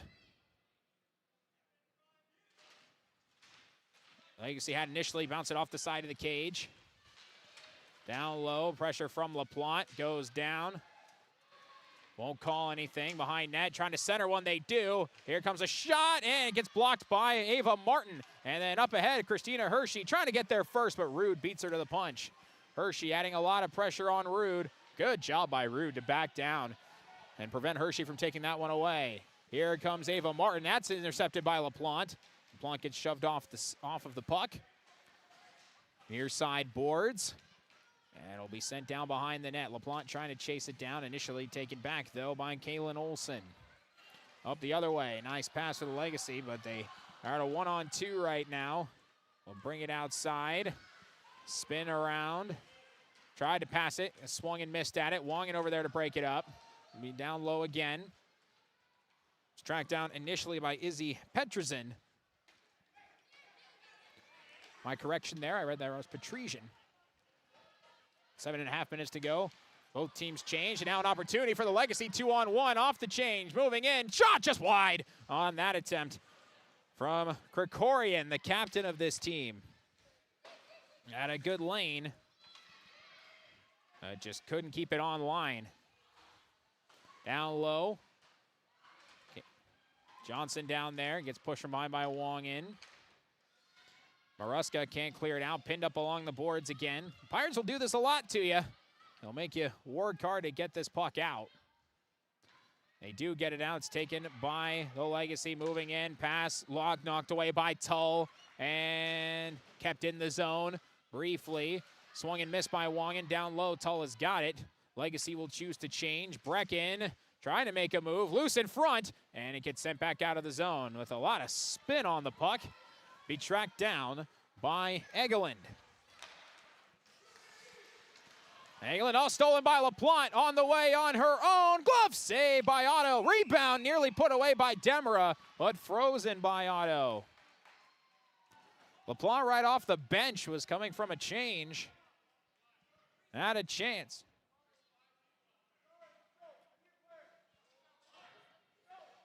And I think there's a too many men on the ice call that's going to be hit on the Pirates. Assistant coach Halverson trying to argue that.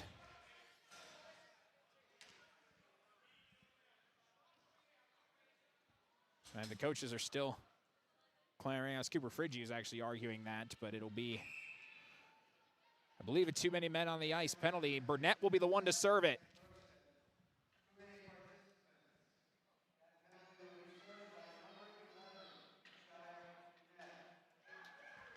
So another power play for the Bismarck Legacy. They capitalized right after one ended. Centering pass, rebound, oh, that just missed. Abrams didn't see it. It was a wide open net. They couldn't cash in. Here's a shot that gets blocked by the stick of LaPlante.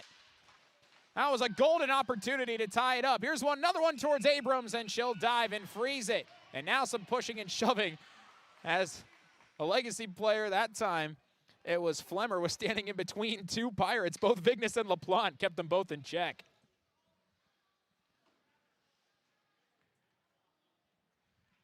Man, did Misty Richardson not miss that by much. Another face-off one. They'll pop it up. And now LaPlante tries to take it. Lost the puck. Cross ice and can't quite keep it on the stick of Rask. Kept in the zone. Dump it in deep. Centering pass broken up. Cleared away by Tull. Back up top. Still cleanly in the zone. Down low. Falling down on her own. Here comes a shot. Knocked down. Oh, that goes through the crease. That had a chance. But no dice there. Behind the net, Johnson wants to center. Doesn't have it. Tries a wraparound. Fakes it. Back up top. Swing and a miss from the point. Little whiff from Kaylin Olson, and they got to go back out and reset. Sent in deep. Vignes will be the first one to track it down. We'll chip it around. They're trying to call to ice it to clear it away, and they do with 45 seconds on the power play. It's more fresh legs for the Pirates. They have a 2-1 lead with 5:10 to go, second period. Back the other way. All her own is Flemmer, the goal scorer in the first period. Trying to broke this one up is Hershey. Opportunity here, moving in. No shot for Misty Richardson. Centering pass goes through the crease and back up top. And physicality here for the Pirates. Brings back around, centers one again. Flemmer can't keep it on her stick. Brecken will try and clear it out. Kept in the zone by Olsen. Back to Flemmer, final seconds of the penalty, winding down. Another centering pass and a save by Abrams. Had to be ready for that. Knocked it down with 5 seconds. On the penalty, 4.5 to go, second period. 2-1 Pirates.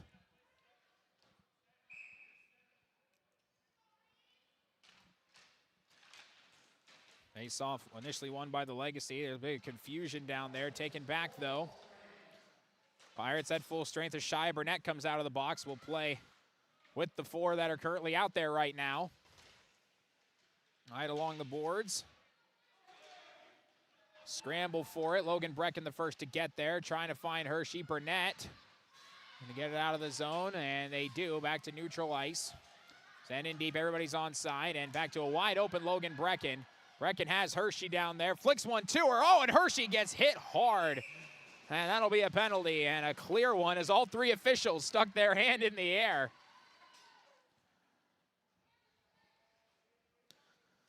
On that cross check, and Berkeley Mose will go into the box.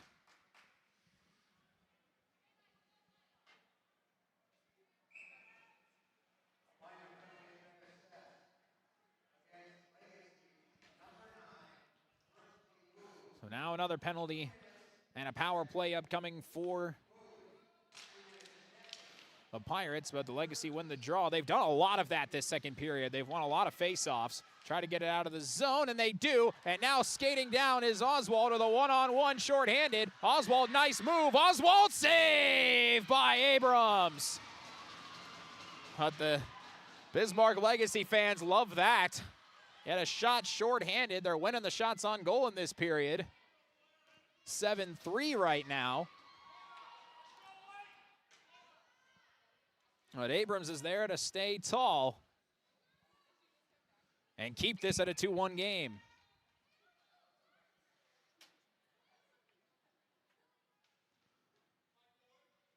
Face-off coming. Taken by the Pirates. The other way, Adley Vignes try to chip it around. Good play. But now back the other way is Christina Hershey. Hershey fires, blocked. Staying in front of that was Bitts. And what we have here, have another check penalty upcoming. And Oswald will go to the box. And 5-on-3 for a minute and a half.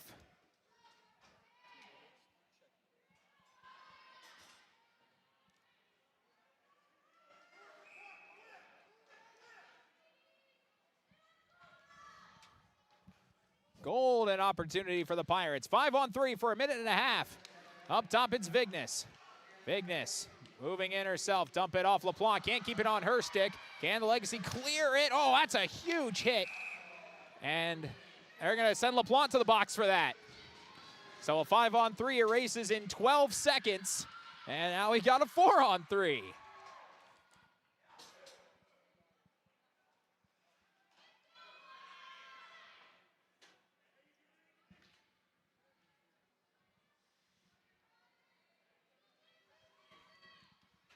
So 4-on-3 for a minute 20.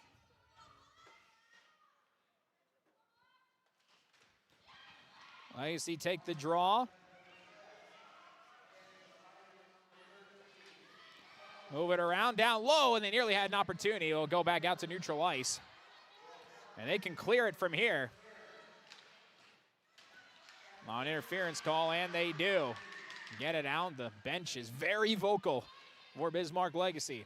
Minute left in a 4-on-3 in the Pirates' favor. The Legacy are getting a bit stronger under their feet, but the Pirates have the advantage right now. And taken away again by Vignes. Now they'll reset with a 4-on-3 advantage. Vignes cross-ice pass looking for Ava Martin. Martin knocks it down, but it'll be sent back into the Crookston zone. Tull looking for Vignes, can't keep it on her stick, and just sends it all the way down ice. That's an icing because you have a player advantage. And it'll be back in front of Abrams with 2:23 to go. Kind of a wacky sequence.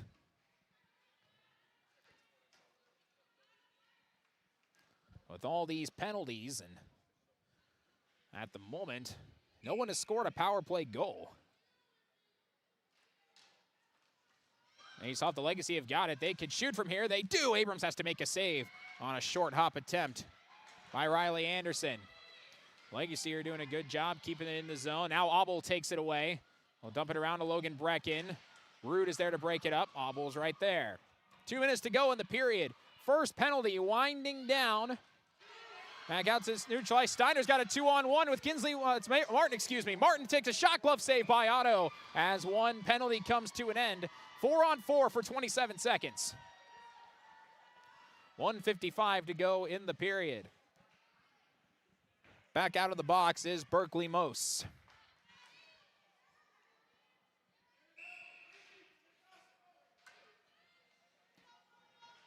So 4-on-4, Steiner to take the draw. And Abel backed up as opposed to trying to go for it. 10-pack come to Legacy, but Abel breaks it up. Here on the near side. Good physicality, and back out the other way will come Logan Brecken. 10 seconds left on the final Bismarck penalty, so they'll have a power play for 11 seconds. After all this is done, here's Demera. Can't keep it on her stick. Penalty, Bismarck Legacy for 10 seconds, and right out of the box is Oswald, but she's offside. They should have passed it to her. That was a golden opportunity, but it was just kept on the stick of Rask. She'll roll this one down to Abrams, and she'll freeze it as the penalty ends with 1:15 to go. That's the second golden chance that the Legacy had. First one with a wide open net that was missed wide, and that one, Oswald right out of the box looking for the puck, and Rask wouldn't pass it to her.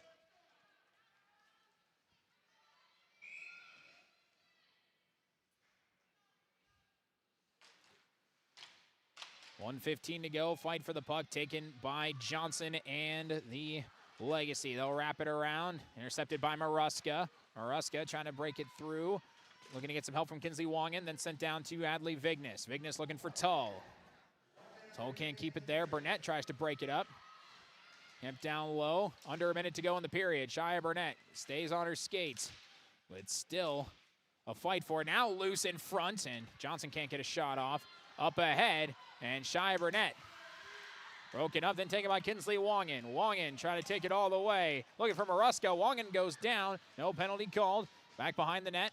35 seconds to go in the period. And Burnett just slips and falls. Up ahead again, and this will be icing with 27.2 seconds to go in the second period. Pirates have a 2-1 lead.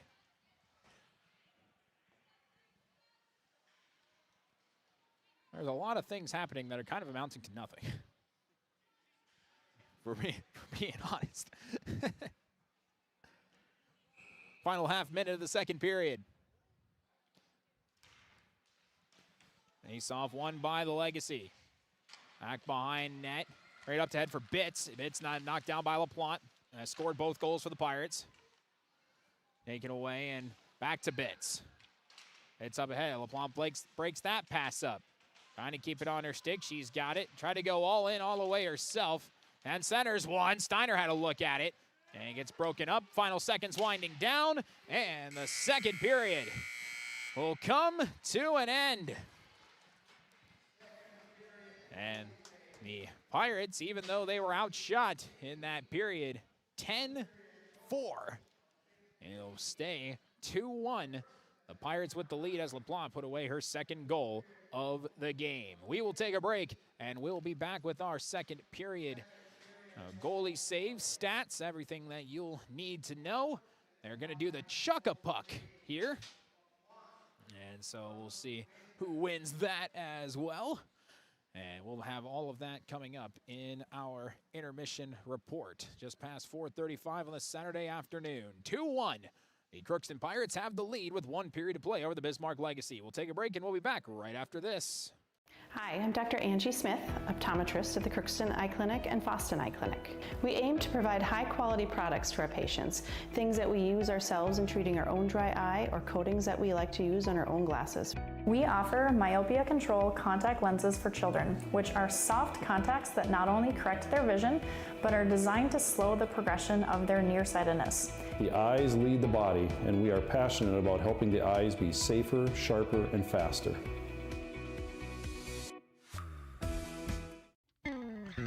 Crookston Valley Cooperative in Crookston is your full-service local agronomy dealer, delivering the products and services that you've come to expect. Crookston Valley Cooperative specializes in seed, chemical, and fertilizers that you need to keep your farm operation growing. For expert advice you can rely on, give Sean, Mike, or Matt a call at 281-1178 today or stop by at Crookston Valley Cooperative, located at 1122 Fairfax Avenue in Crookston. Crookston Valley Co-op, here to keep you growing.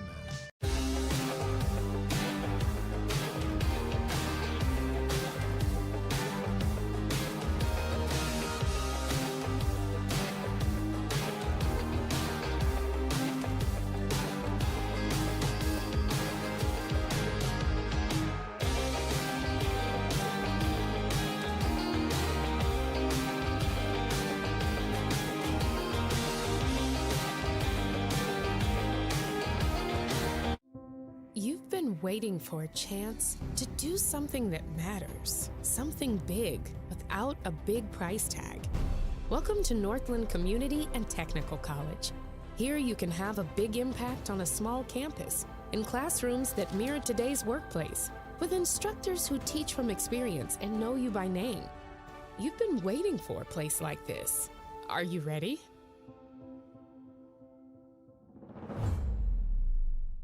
Are you an enthusiastic sports fan? Want to have fun and get in on the action? Heck yes, that'd be awesome. Have great attention to detail? Want to stay active? Definitely. Want to give back to the student athletes in your community? Obviously, yes. Then you'd make an excellent high school sports official. We need more officials in Minnesota, because with no high school officials, there are no high school sports. Sign up today at highschoolofficials.com. You can make a sweet life right here in the Red River Valley with a career at American Crystal Sugar Company. Our shift schedule offers 14 days off per month, which gives you time for family, friends, the great outdoors, and everything else you enjoy about small-town living. Entry-level positions are available, and pay starts around $18 per hour. Apply today at crystalsugar.com and share in our sweet success. Accidents happen. Illnesses happen. When you need timely, reliable care for allergies or respiratory infections, sprains, strains, or broken bones, or urinary infections, you can count on Riverview Health. Riverview Clinic 7 days a week, weekdays from 7 a.m. to 7 p.m., and weekends from 9 a.m. to 1 p.m. For appointments, call 218-281-9595. When the unexpected happens, Riverview Health is here for you. You deserve the best. Earn your degree at University of Minnesota Crookston with the best public dorms in Minnesota, ranked by niche. With over 75 programs, you'll easily find the best fit for you. In this close-knit community, you're just around the corner from your new best friends. Plus, the U of M system has the lowest cost after financial aid in the state, so you receive the best value for your education. University of Minnesota Crookston. Small campus, big degree. The best of both worlds. Ever wonder what your city government does for you? They provide police and fire protection, emergency and disaster preparation, building code and zoning enforcement, street repair, cleaning and snow plowing, curbside garbage and recycling collection, plus spring and fall cleanup weeks. They deliver safe drinking water and maintain a wastewater system. They care for 22 parks and provide year-round recreation activities. They give loans for economic development and housing. They do all this and much more with the help of your city employees. Shopping for groceries is easier than ever with Hugo's Family Marketplace. To simplify life, Hugo's offers convenient online shopping with delivery or curbside pickup at gohugos.com. Even better, shop on the go with the Hugo's Family Marketplace smartphone app. Download e-coupons, recipes, grocery lists, weekly ads, and place your grocery order right from your phone. Save time and save big with Hugo's Family Marketplace, your hometown grocer since 1939. You're gonna find more low prices, more great stuff when when you go to Hugo's.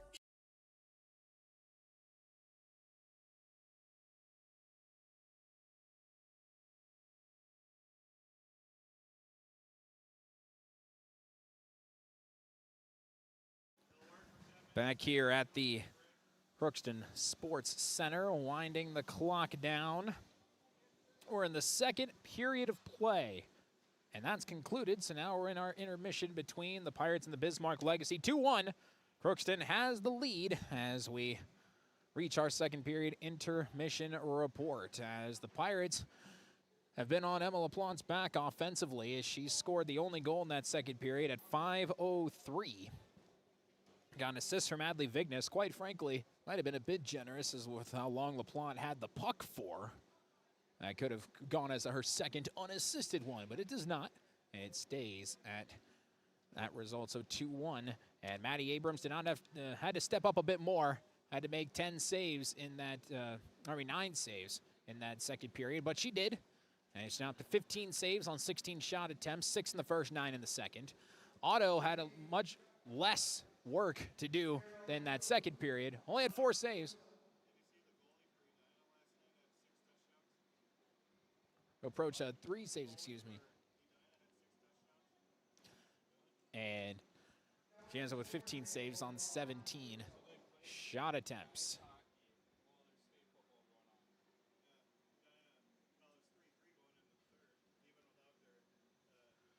11 minutes to go and winding things down. It's been a fun game so far, and I mean, looking for fun for the Pirates really at this point is if you are a defensive fan of defense. That's kind of where the enjoyment is for you right now. But the defense has done a good job facilitating, and even when there's been opportunities, couple golden opportunity, just chances missed by the ever-powerful Bismarck Legacy offense. They had a wide-open net on a power play that they got after a too-many-men penalty. A wide-open net, and the shot was just missed wide to the left as Abrams thought she had frozen it, but it was right in front of her, and she didn't see it. But the shot went wide left, and then after a penalty in which, make sure I get the name right here, Claire Oswald, the junior, number 3 for Legacy Bismarck, came out of the box. She had a wide open lane if they could just get the puck to her, but it was Livia Rask, who had the puck on her stick, just did not pass it to her and peeled back and chose to change instead, and could have been an opportunity to get a goal across, but no dice on that, and it stays 2-1 in favor of the Pirates, trying to eke out their first win of the year, and I suppose it really depends on who you play, but in this particular stage, against a team of this caliber, for the Pirates, if they're going to get wins this year, I would be impressed if any of them came easy. There's going to be wins this year for the Pirates, no doubt about that. But they are not going to be easy ones. They are not going to have. I don't think they quite have the firepower, at least right now, to score 4 or 5 goals in a game at the moment, unless the margin gap in between opponents is pretty drastic. Otherwise, they're really going to have to fight to get goals on the board. But 2-1 is good enough at the moment. We'll take a break, and when we come back, we'll take a look at our Draft Sports Bar and Grill scoreboard update, and that'll be coming up right after this. This is my farm. Don't come out here and tell me what I need. I need solutions that work and market options that are worth my time. Small town support that sees the bigger picture. A global network that empowers us. A co-op that's there for us every day. This is Lindsay Erdman, Executive Director at Benedictine Living Community of Crookston. It is our privilege to serve the Crookston community and the surrounding area by offering a continuum of care ranging from assisted living, skilled nursing care, memory care, short-term stay and rehab, and outpatient therapy, including physical, occupational, and speech therapy. We also offer many employment opportunities with great benefits, on-site daycare, and a scholarship program. Contact us today at 218-281-3424 or benedictinecrookston.org. At Crookston High School, we really have a lot going on. There isn't that much going on. Oh yeah? We have softball, baseball, track and field, soccer, swimming, tennis, golf, volleyball, trap shooting, hockey, basketball, wrestling. So we have a lot of sports. And there is orchestra, band, choir, visual arts, speech, theater, Leo Club. And Crookston is one of the highest academic schools in the region. Really? Yeah, really, especially in math and science. I guess we do have a lot of going on. Yeah, and that's why Crookston High School is my education destination. For over 45 years, Grove Mechanical has been the trusted choice for heating and cooling solutions in Crookston and the surrounding communities. From furnace repairs to air conditioning installations, we're committed to keeping your home comfortable year-round. We're proud to support this community and all its athletes. Best of luck to the Crookston Pirates this season. Grove Mechanical is behind you all the way.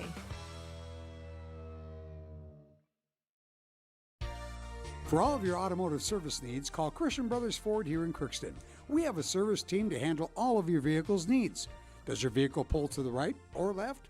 Call and schedule an alignment today. Proper alignment saves gas and wear on your tires. We're here to take care of your vehicle repairs and maintenance. Call Christopher or Jersey in the service department at 281-1338. Make an appointment today with the service department at Christian Brothers Ford of Crookston, where we make it easy.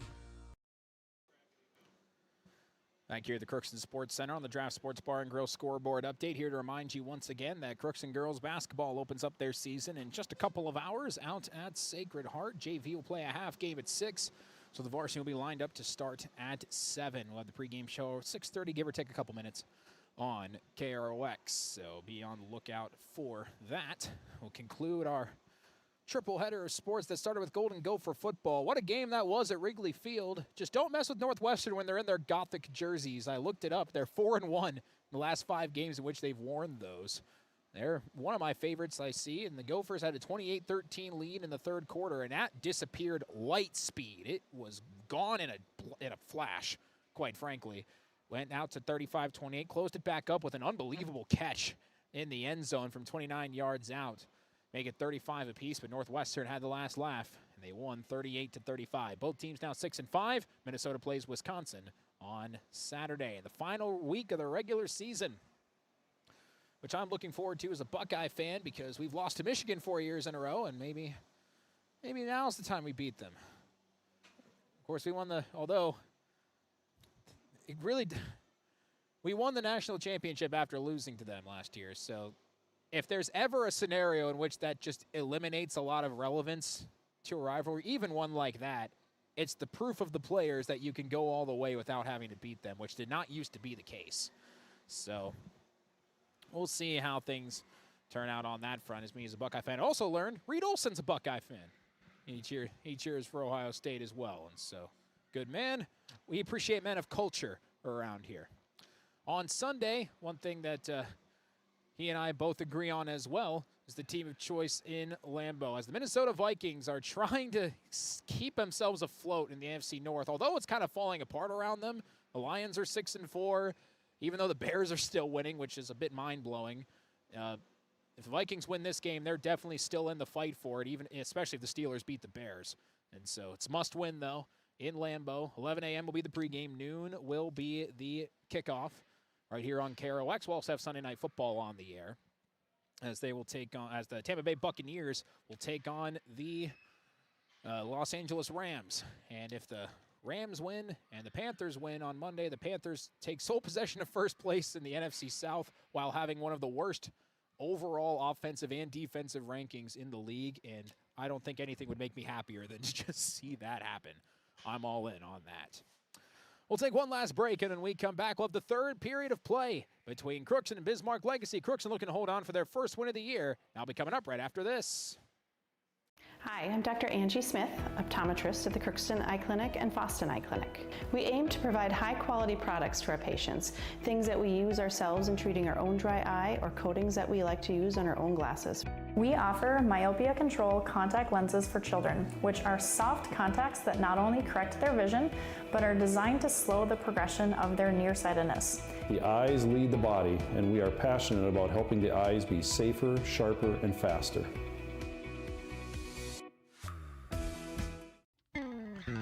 Crookston Valley Cooperative in Crookston is your full-service local agronomy dealer, delivering the products and services that you've come to expect. Crookston Valley Cooperative specializes in seed, chemical, and fertilizers that you need to keep your farm operation growing. For expert advice you can rely on, give Sean, Mike, or Matt a call at 281-1178 today or stop by at Crookston Valley Cooperative, located at 1122 Fairfax Avenue in Crookston. Crookston Valley Co-op, here to keep you growing.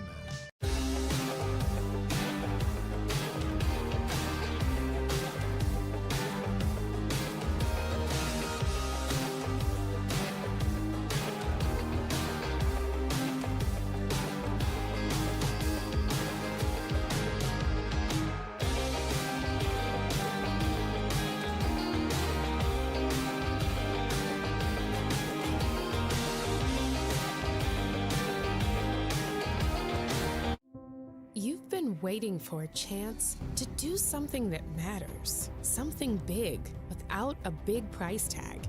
Welcome to Northland Community and Technical College. Here you can have a big impact on a small campus, in classrooms that mirror today's workplace, with instructors who teach from experience and know you by name. You've been waiting for a place like this. Are you ready?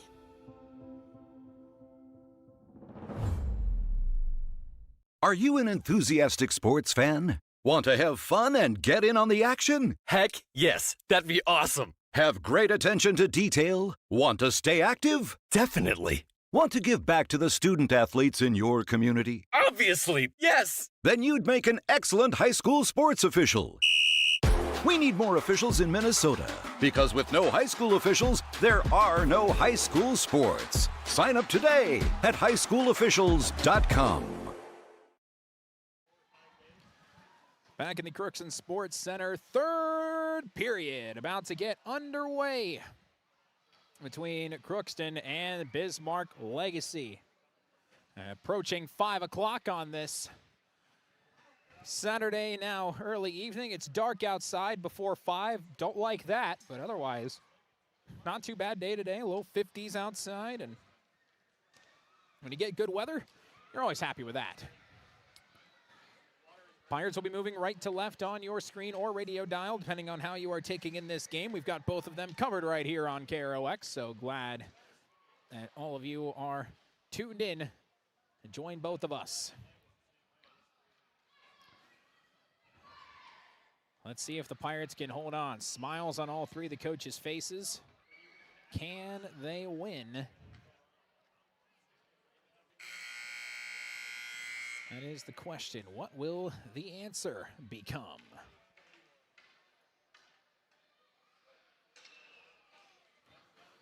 Top line out there.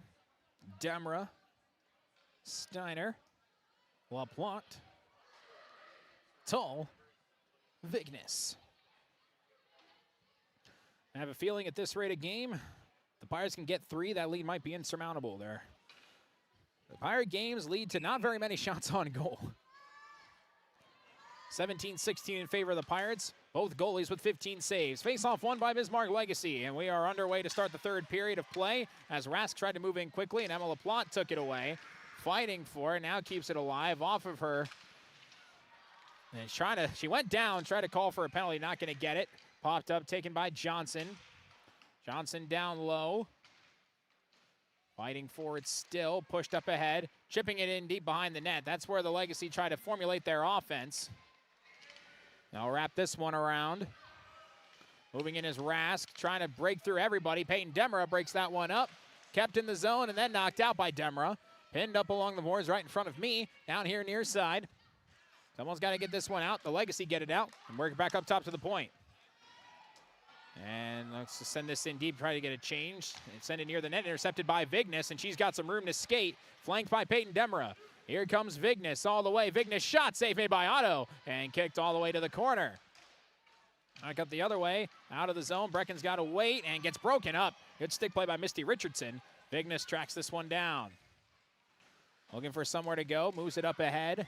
Knocked down by Hershey, now it's centered in front, a swing and a miss by Oswald. Kept in deep cleanly and wrapped all the way around by Vignes. There's nobody there, and so one of the easier icings you'll call. Minute and a half gone by Third period, 2-1 Pirates.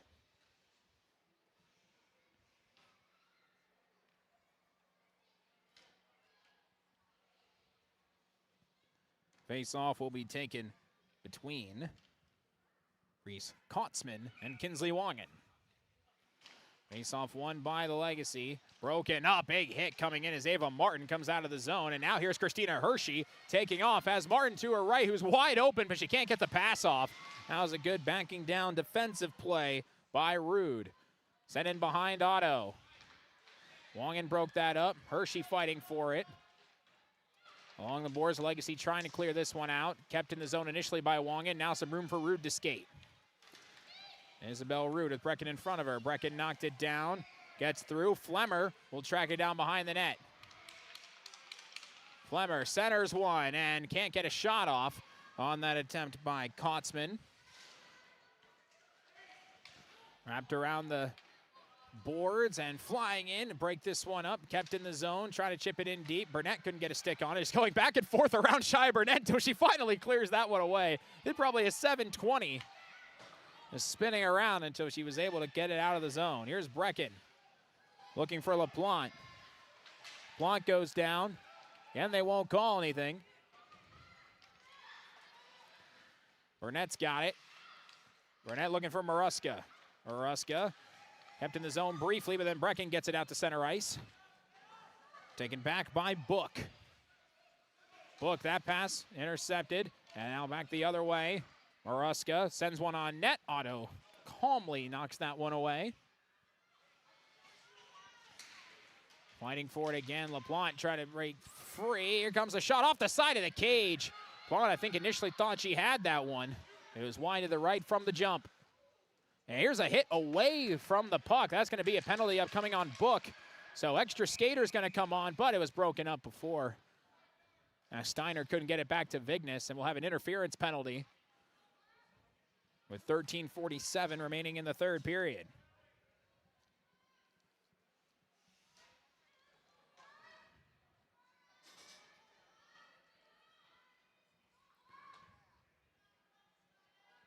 All the penalties we've had in this game, nobody has a power play goal. This is the 10th penalty we've had in this game.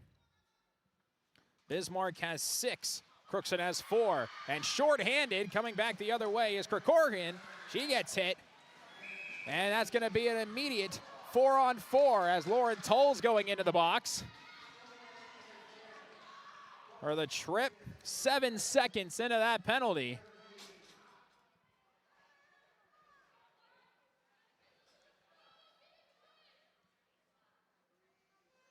Penalties seem to come in waves with this team. There'll be whole periods where there aren't any, and then whenever they do show up, there's multitude. So a minute 53, maybe, of 4-on-4. Legacy have got the puck up top to the point, open lane, shot too tall, away from Abrams. And back up again. Moving in, back up top to the point, opportunity, shot, saved made by Abrams, popped up, and a nice glove save as flying in was Egelin to try and get a stick on that.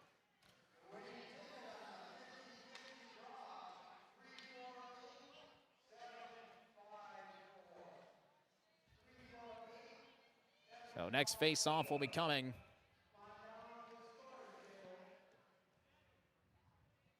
Risty Richardson to try and take it against Jensen Steiner. It's won by the Legacy. Up top, then back to Egelin. Egelin will bounce it off the boards, looking for Mitchie Richardson. Vignes there to break it up. Kept alive by Rask. Rask around the net. Doesn't have anything, does a spin. Vignes breaks it up, then goes down. Oh, guess what? We got another penalty. Let's play some 4-on-3. As Rask goes to the box. Do you guys like penalties?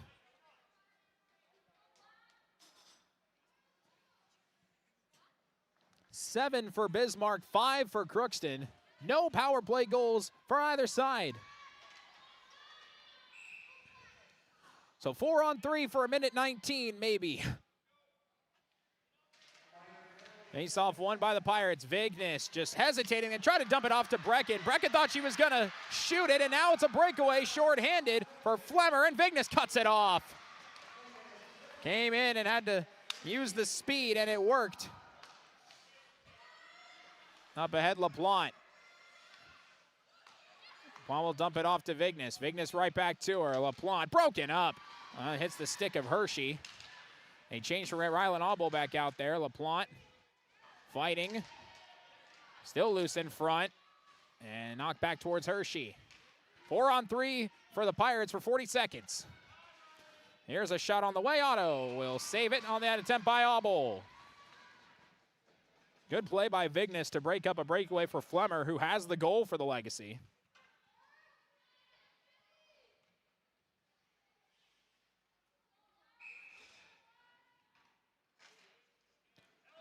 And face-off won by the Legacy. Can they get it out of the zone? Yes, they can. Brecken has got it. Will peel back, try to send it in deep. Gets knocked down, then cleared out by the Legacy. So Brecken will dump it back off Rylan Auble. Joined by Ava Martin and Jensen Steiner. Here is Ava Martin. And hit along the boards. 10 seconds left on the first penalty, which is Book, who went in for interference. Back out of the zone. They're offside, so they got to get back out. And now come back the other way.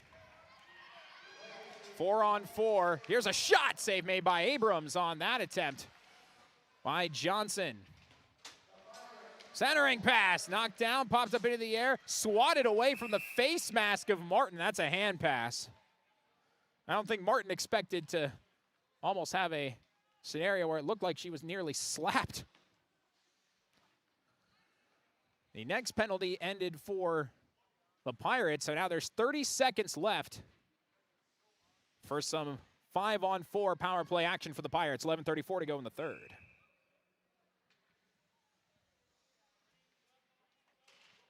Face-off won by the Pirates. LaPlante pass it out to Keely Garrett. Garrett down low for Christina Hershey. Hershey looking for Peyton Demra. Demra's got it behind the net. Tries to wrap it around. Otto is going to freeze it. And then Demra gets a little push in the back from Book. And either she didn't notice or just doesn't care and just skates away. 16 seconds left on the tripping penalty for Olivia Rask. 2-1 Pirates. LaPlante tries to dump it off. There's some debris now on the ice. Shot by Tull gets intercepted. Coming back the other way. LaPlante's going to keep it in the zone. Hit along the boards. Wrapping it around. Now centers one, broken up. Back out to Tull. Tried to dish it to Keely Garrett. And taken out of the zone. 3-on-3 push now full strength and sent in deep. Chased down by Rask, who just came out of the box. She's got fresh legs out there. Tries to center one, hits off the side of the net. Another centering pass, it's loose in front, score! Oh my goodness! Kicked right to the stick of Izzy Patrician. And it's tied at 2 with 10:46 to go.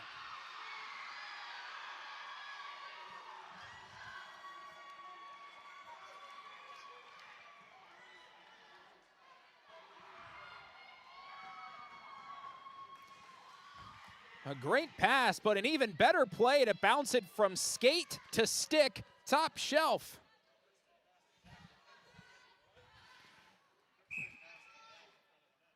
Patrician puts it in. It's 2-2.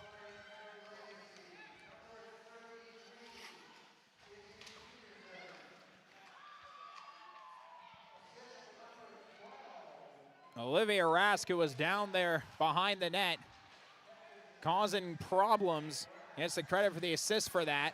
And the Pirates again have their lead erased. So now 3 is the number you need to win. Up ahead and beyond the stick of Maruska for an icing.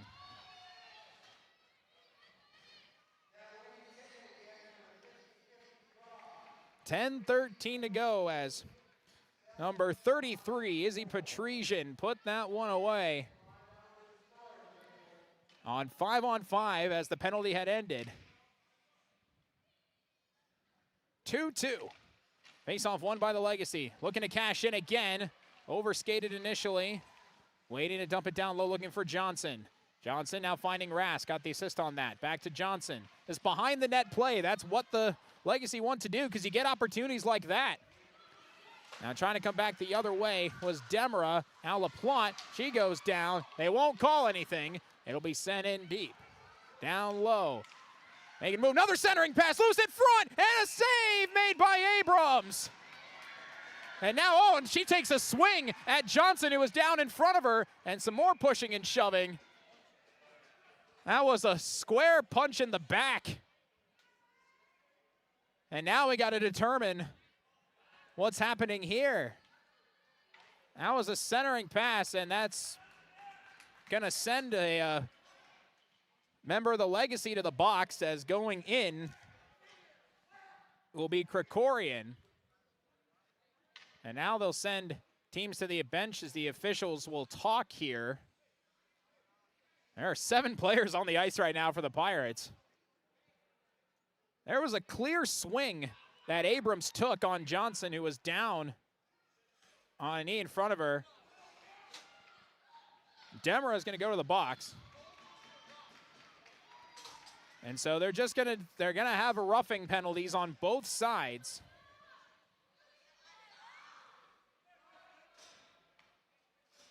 And they're penalties after the play, which means they're 5-on-5 still. With 9:44 to go. Demera will be in the box to serve that one until the whistle comes after the 2 minutes comes down to an end. So 9:35 to go. There's some tension down on the ice right now, tied at 2. Behind net again. There's been a lot of penalties. Here's another opportunity for the Legacy up top. Here comes a shot, popped off the stick of Abrams over the net and into the netting.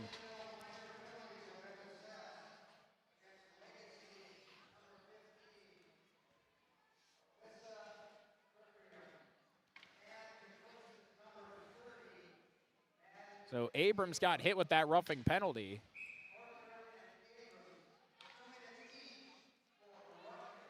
And Demera is serving it for Abrams. The Legacy now lead in shots on goal again. It's 22-21. Up top, bounced off the boards. Burnett had it taken away. Legacy moving in and trying to pass it over to Chloe Peterson. That didn't work. Up top, dump off. Book, fires, redirected, loose in front. Oh, it's almost now goes in, gets knocked away at the last second. And the Pirates trying to get it out of the zone. They finally do, up ahead to Jensen Steiner. Steiner will chip it in deep. Someone's going to win this game, maybe. Ties are possible in the regular season. Now the Legacy having a bit of trouble clearing it away from Otto, who's really shaped up besides a couple of good LaPlante shots and has done very well in net. Down low, it's Logan Brecken. Back in their own zone, looking for Vignes. Went too far up ahead. Everybody was changing, so the puck just sat at neutral ice. And now Vignes has got it again. Vignes looking for Kinsley Wong, and that hits off the official. Finds the stick of Christina Hershey. Hershey, there's a hit. Both go down. No call there. Back out neutral ice, Vignes. Vignes makes a deke. They're offsides. Hershey couldn't get back on in time. 8:15 to go.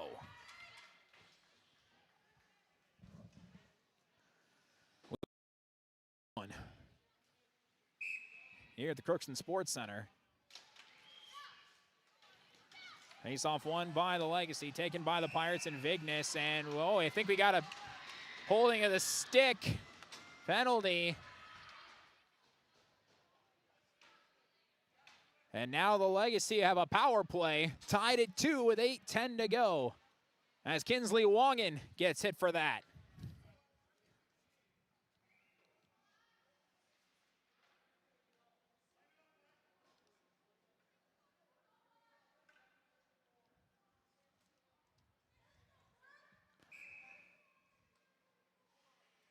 I want to talk about a game that's kind of been all over the place. Now the Legacy can try to take their first lead of the game on the power play. Initially, the Pirates won the draw. Now it's loose. LaPlante trying to take it, and is losing that battle with Johnson.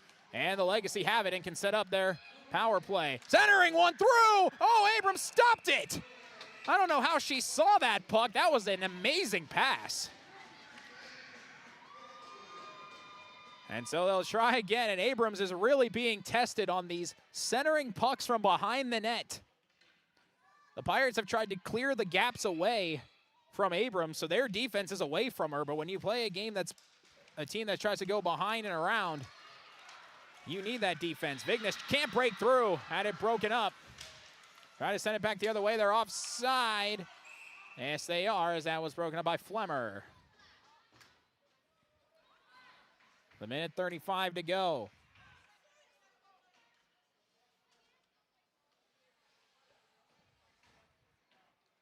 Steiner will take the draw against Johnson. Barely anybody hit it, then it was sent into the Pirate zone, taken by Rylan Auble. Auble will go behind net. Here comes Rask, able to get enough on it. They're able to keep it in the zone for now. That gets broken up and then out of the zone. Here comes Christina Hershey. Will just send it in deep. Pirates have 2 players chasing it to just 1. Berkeley Mose, who's got it behind the net, up ahead. Pushing forward, Misty Richardson. Richardson gets around Tull. Richardson, tight angle, too tall. And back up to the point again. Richardson takes it away from Auble. Richardson dumps it off center and a swing and a miss on that attempt by Oswald. The back up top, Mose. Mose fires, deflected over the cage. And he'll come back outside again. 49 seconds left, excuse me, on that long penalty. Another centering pass, loose in front, back in through the crease. No dice again. They're just going to keep trying that until it works again. Richardson tried again. Auble was ready for that. Down low, Richardson. Richardson weaving through, backdoor, loose in front again, swing and a miss. Oswald tries, in front of Abrams, still scrambling, and it finally gets away with 25 seconds left. Here's a hit away from the puck. Tracked down by Mose. She'll send it in deep. Richardson down there on her own. Centers one. Oh, and missed the net. Oh, man, and slamming her stick in frustration was Claire Oswald. They've still got it. 10 seconds left on the penalty. This game plan is working for the Legacy, but they can't find the net again. Richardson, tight angle. It's loose again and cleared away, and the penalty expires. Oh, man. The Legacy have found a gap in this Pirate defense, and they are exploiting it. But they can't find the net. This pass intercepted by Vignes. Makes one move. Vignes moving in, trying to go on her own. Rebound, and Otto is there. And some more pushing and shoving, and some extra pushing. Shia Burnett got in that one. 5:53 to go.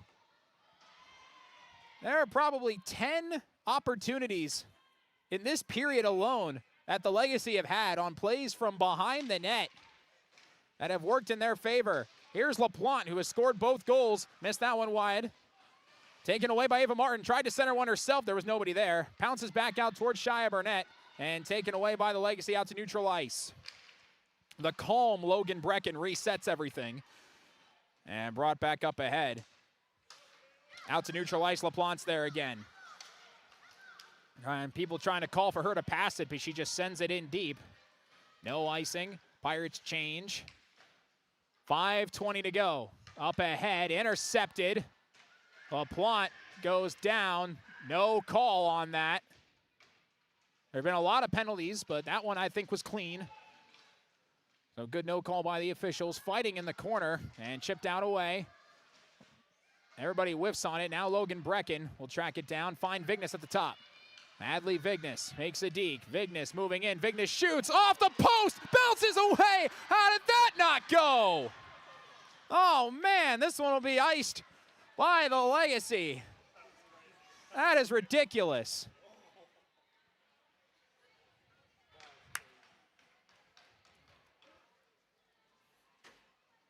.447 to go.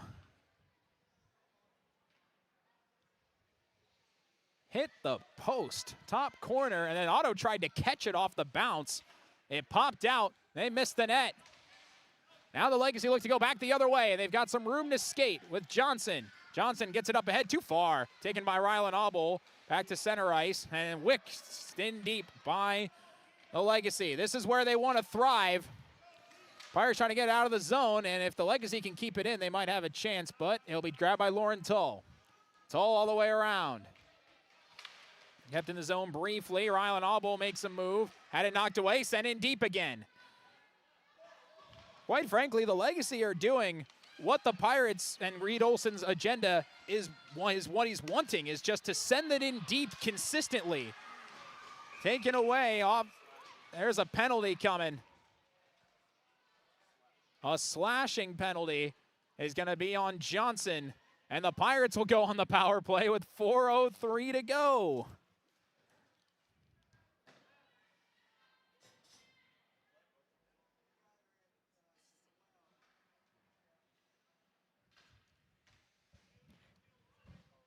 Someone's going to capitalize here. Which side? Up top, Vignes off the draw. Save made, rebound loose. Oh, what a save. Another one. Otto has stopped 4 in a row. It's loose again. That's incredible goaltending. Back the other way and back to neutral ice. Riley Otto, the sophomore, stymies 4 shots at point-blank range at 4 different angles. That was incredible. Now Vignes back on side, puts one behind net. And the Legacy get it out. Not yet. LaPlante's got it. Maybe trying to do it herself. Gets slammed down to the ground. It's legal. Back up top to the point in Vignes. Vignes just hit the post. Save made by Otto. It's loose again. Here comes Brecken. Poked away by Otto again. And it's cleared by the Legacy.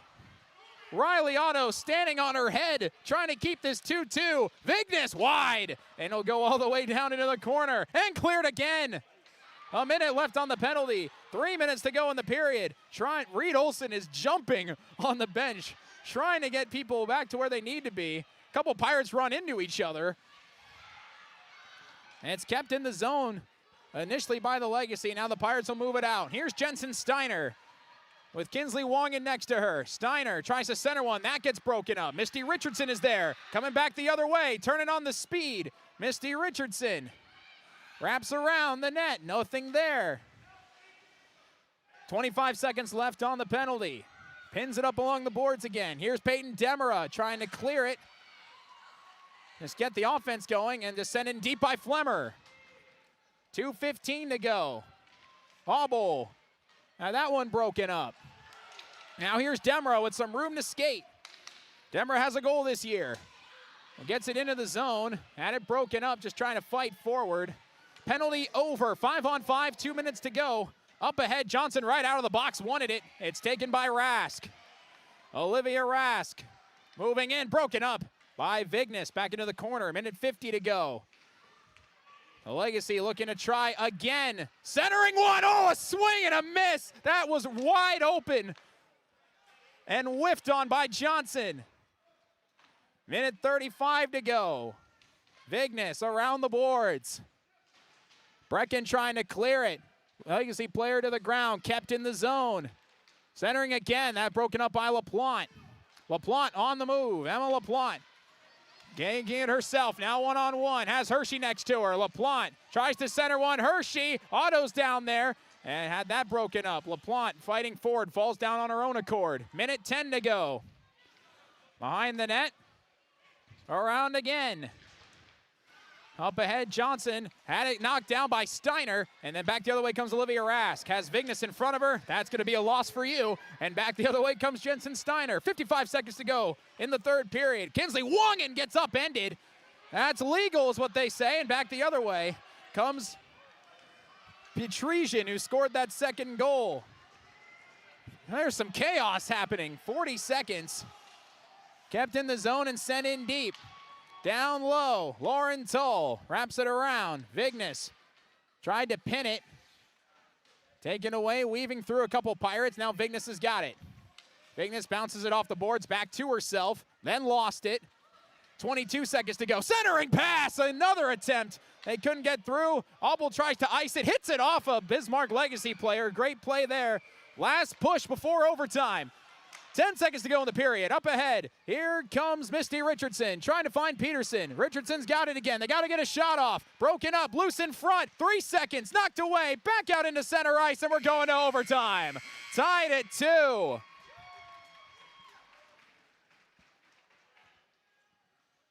What a crazy third period. The Pirates had the final 6 shots on goal, and Riley Otto has to get a ton of credit, stopping those 4 shots at the start of the power play in the first 15 seconds. It was remarkable goaltending. So now she has 26 saves on 28 shots. Maddie Abrams has 23 saves on 25 shots. And we're playing overtime, as Izzy Patrician scored at 6:14 in the third period on a pass that hit off a Pirate's stick right to her, off her skate to her stick, and then top shelf over Abrams. So we'll have an 8-minute period. And we'll see if this game is going to end in a tie or if somebody is actually going to come away with the win. The Pirates scored their goals in the first and second period. Bismarck Legacy scored their goals in the first and third period, and that's how we've gotten here. With the final conversations from the head coaches setting up a plan for overtime. And we'll take a break, and we'll be back after this. You can make a sweet life right here in the Red River Valley with a career at American Crystal Sugar Company. Our shift schedule offers 14 days off per month, which gives you time for family, friends, the great outdoors, and everything else you enjoy about small-town living. Entry-level positions are available, and pay starts around $18 per hour. Apply today at crystalsugar.com and share in our sweet success. Accidents happen. Illnesses happen. When you need timely, reliable care for allergies or respiratory infections, sprains, strains, or broken bones, or urinary infections, you can count on Riverview Health.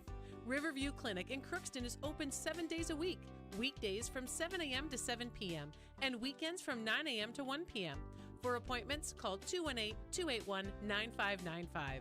When the unexpected happens, Riverview Health is here for you. You deserve the best. Earn your degree at University of Minnesota Crookston with the best public dorms in Minnesota, ranked by niche. With over 75 programs, you'll easily find the best fit for you. In this close-knit community, you're just around the corner from your new best friends. Plus, the U of M system has the lowest cost after financial aid in the state, so you receive the best value for your education. University of Minnesota Crookston. Small campus, big degree. The best of both worlds.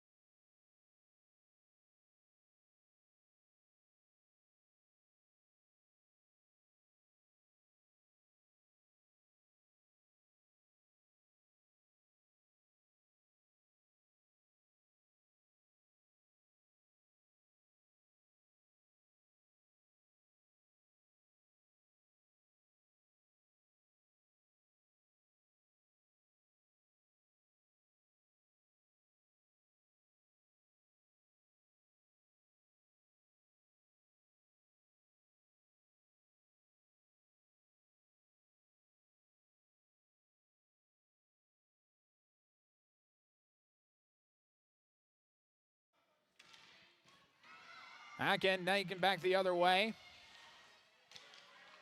Chipped in by Hershey. 6 minutes left in overtime. It's 2-2 our score.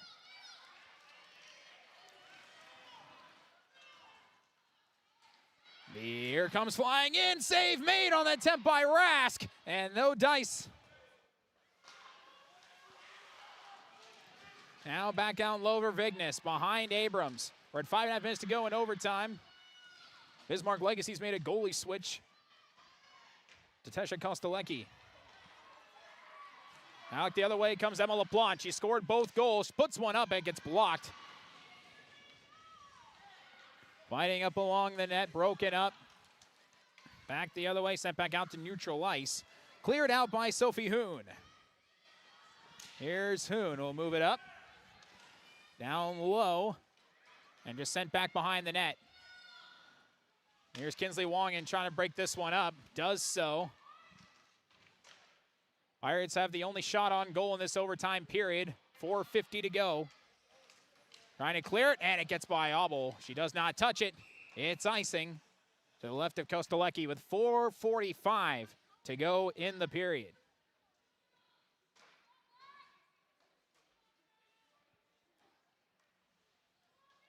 What a game. Here at the Crookston Sports Center as we hit 5:30 on this Saturday afternoon. Kinsley Wongan will take the face-off in front of Misty Richardson. Pirates trying to keep it in the zone with Rylan Obel up ahead. And not able to keep it on the stick that time was Allie Beckers. Would have had some room to skate otherwise. The Pirates are doing a good job at the start of this overtime period. This is pinned in front of Reed Olson. Olson trying to tell them to back up off the boards and get it out. There's everybody's down there, and a couple players go down. Now we got a dog pile cleared out. Maybe pinned again. It's going to be pinned again. No one wants the puck. Then it's sent away by Ava Martin. Someone's got to get it out of there. Still fighting for it, and now back out up ahead. Rylan Obel can't keep it on her stick. Turnover. Here's Flemmer. Flemmer tight angle off the side of the cage. And we'll bring it back up again. Intercepted by Steiner trying to clear it out. No dice. Lauren Tull down low. Halfway through overtime, we're tied at 2. White for it. Obel trying to clear it out, does so. Back out to neutral ice. Everybody trying to call in a change. This is the most exciting. Here on the change, it's an open lane for Rask. Rask makes the deke. Rask can't get the shot off. Trying to center one for Beckers. It's broken up at the last second.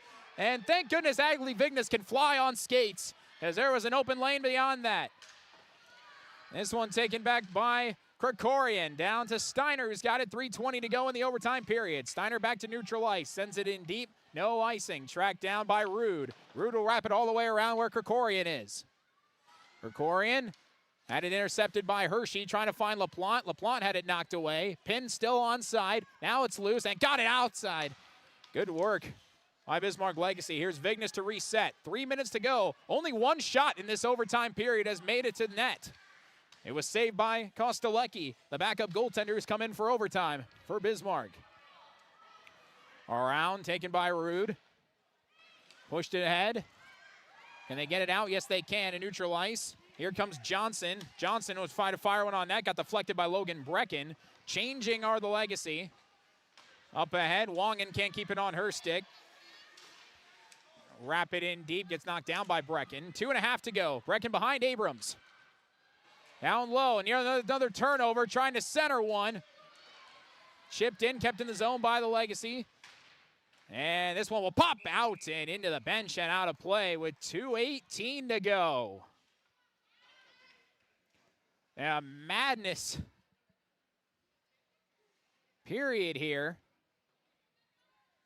of overtime.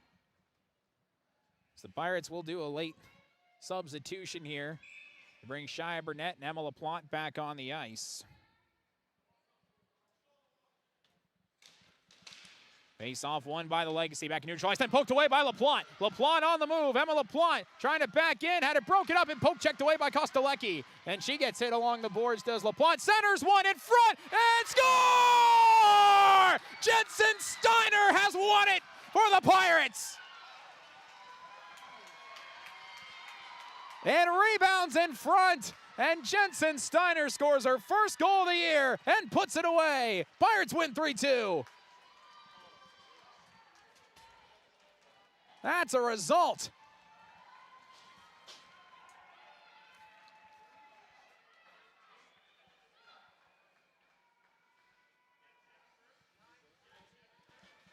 On the first goal on the varsity level, I believe, too, for Jensen Steiner. Puts it away, and it's a win in overtime. That is a big-time result. We will take a break, and when we come back, we'll have our Riverview Health post-game show, run through this entire game in its entirety. Few interviews as well, all that and more will be coming up on our post-game show. Final score, Crookston 3, Bismarck Legacy 2. Hi, I'm Dr. Angie Smith, optometrist at the Crookston Eye Clinic and Foston Eye Clinic. We aim to provide high-quality products to our patients, things that we use ourselves in treating our own dry eye or coatings that we like to use on our own glasses. We offer myopia control contact lenses for children, which are soft contacts that not only correct their vision, but are designed to slow the progression of their nearsightedness. The eyes lead the body, and we are passionate about helping the eyes be safer, sharper, and faster.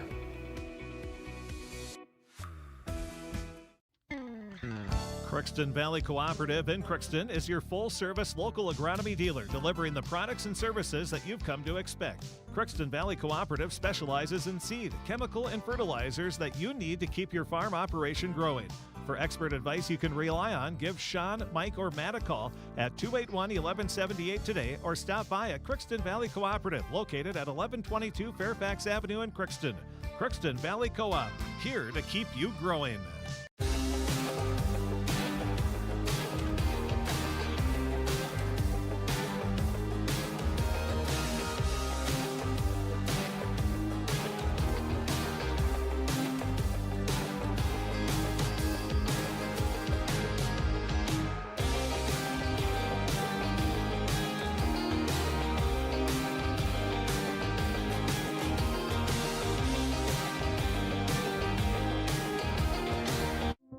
You've been waiting for a chance to do something that matters, something big without a big price tag. Welcome to Northland Community and Technical College. Here you can have a big impact on a small campus, in classrooms that mirror today's workplace, with instructors who teach from experience and know you by name. You've been waiting for a place like this. Are you ready?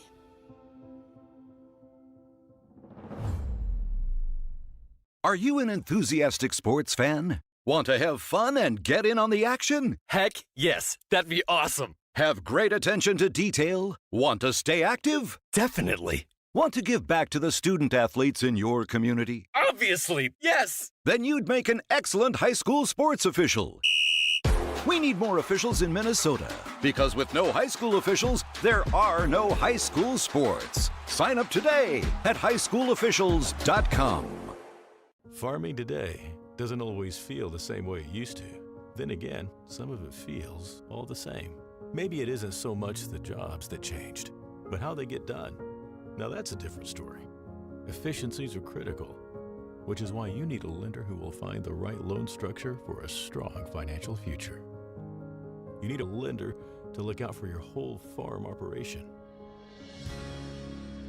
Ag Country.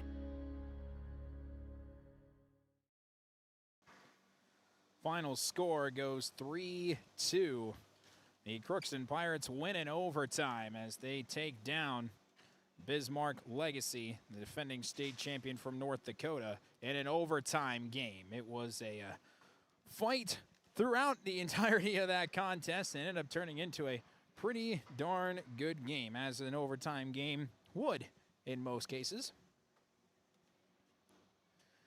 The goals were scored as follows. 6:25 in the first period. Emma LaPlante scored a goal unassisted to make it 1-0. It was answered back by Bismarck Legacy on a great pass up ahead by Reese Kaltzman that allowed Madison Flemmer to put in a goal at 15:55 to tie the game up at 1. In the second period, it was LaPlante again. Another one he didn't get an assist on at 5:03. Took it herself. Make it 2-1. It stayed 2-1 until the third period, where at 6:14, Another puck that just found the center of the crease, and a great little stick handling play by Izzy Petrosian, able to cash one in to make it 2-2. That would stand after 3 periods, so we went into overtime. And in 5:54 in overtime, Jensen Steiner put it away on a puck that both LaPlante and Ainsley Johnson for the Bismarck behind the net just sent it in front. The only one there was Jensen Steiner, and she beat the backup goaltender who came in for overtime, Tesha Kostelecki. I don't know. We still don't know why they made that change after Otto played unbelievable in that 3rd period.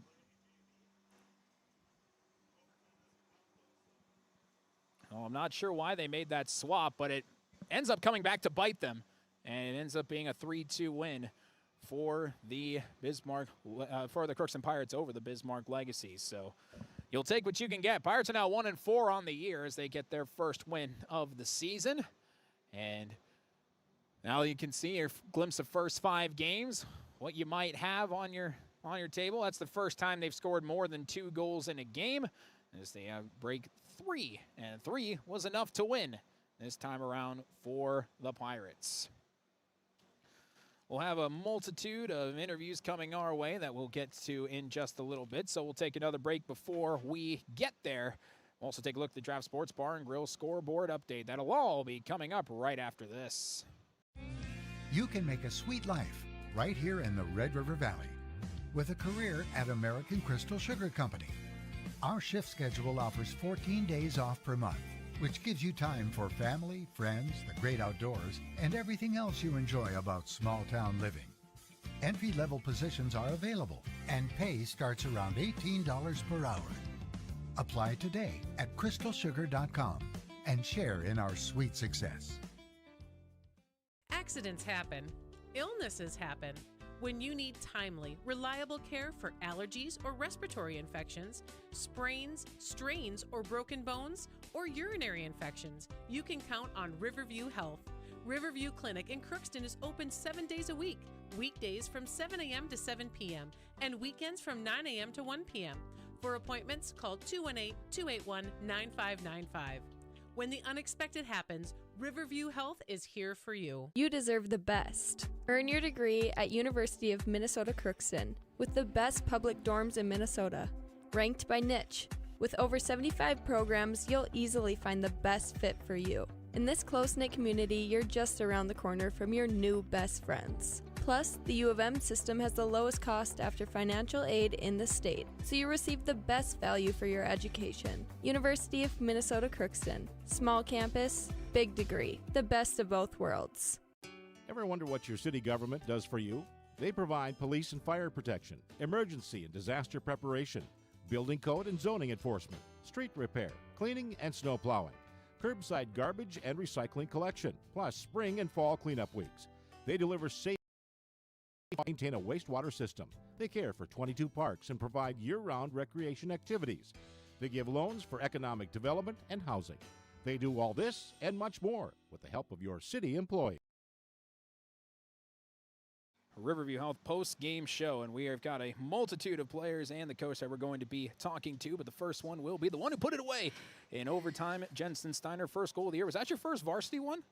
No, I joined last year, and that was my first one this year, so it was pretty nice to get the OT win. Able to put that one away. Right place, right time. Kind of what Coach Olson has educated, get down in front of the net, send it deep, good things happen. Yes, I thought we played pretty good. The second period was pretty rocky, but third we picked it up, and I thought we did pretty good. Able to finally get some goals on the board at one in the first and one in the second period, and didn't let down after they tied that game up at 2. Do you guys kind of know in the back of your head that you knew you had what it take to win? Yeah, we just need to play hard like we always do. We always come back in the third and we play our hardest, but if we keep playing like that every single game, I feel like we can get them win. So now that you've got that first win off of your back to start to feel a little better after playing the first 5 games, you finally got one, you can think, all right, we can keep doing this. Yeah, I feel like if we keep playing hard and we bring this win into next week, I feel like we can keep getting more wins, and it will be pretty good. Got a few practices before Thanksgiving and then some more games out in Thief River. Maybe this practice will be a little bit more cheerful and you got a win on your board. Yeah, it will be pretty good. We play Fort Francis and River Lakes next week, so if we just play how we played today, I think we'll get those wins next week. Now you might get a bit of an offensive surge, perhaps. Got one already. Maybe start to warm things up. Yeah, I don't really know what to say. I'm just like really excited and like shocked that I got that. It's just really exciting. That's fantastic. Hey, congratulations. Thank That's you. a fantastic deal, and you can send whoever you want in next. Thank you. That's Jensen Steiner. Thank you. All right, so I'll take that from you. Who do you want in next? We'll bring Emma LaPlante in next. You don't.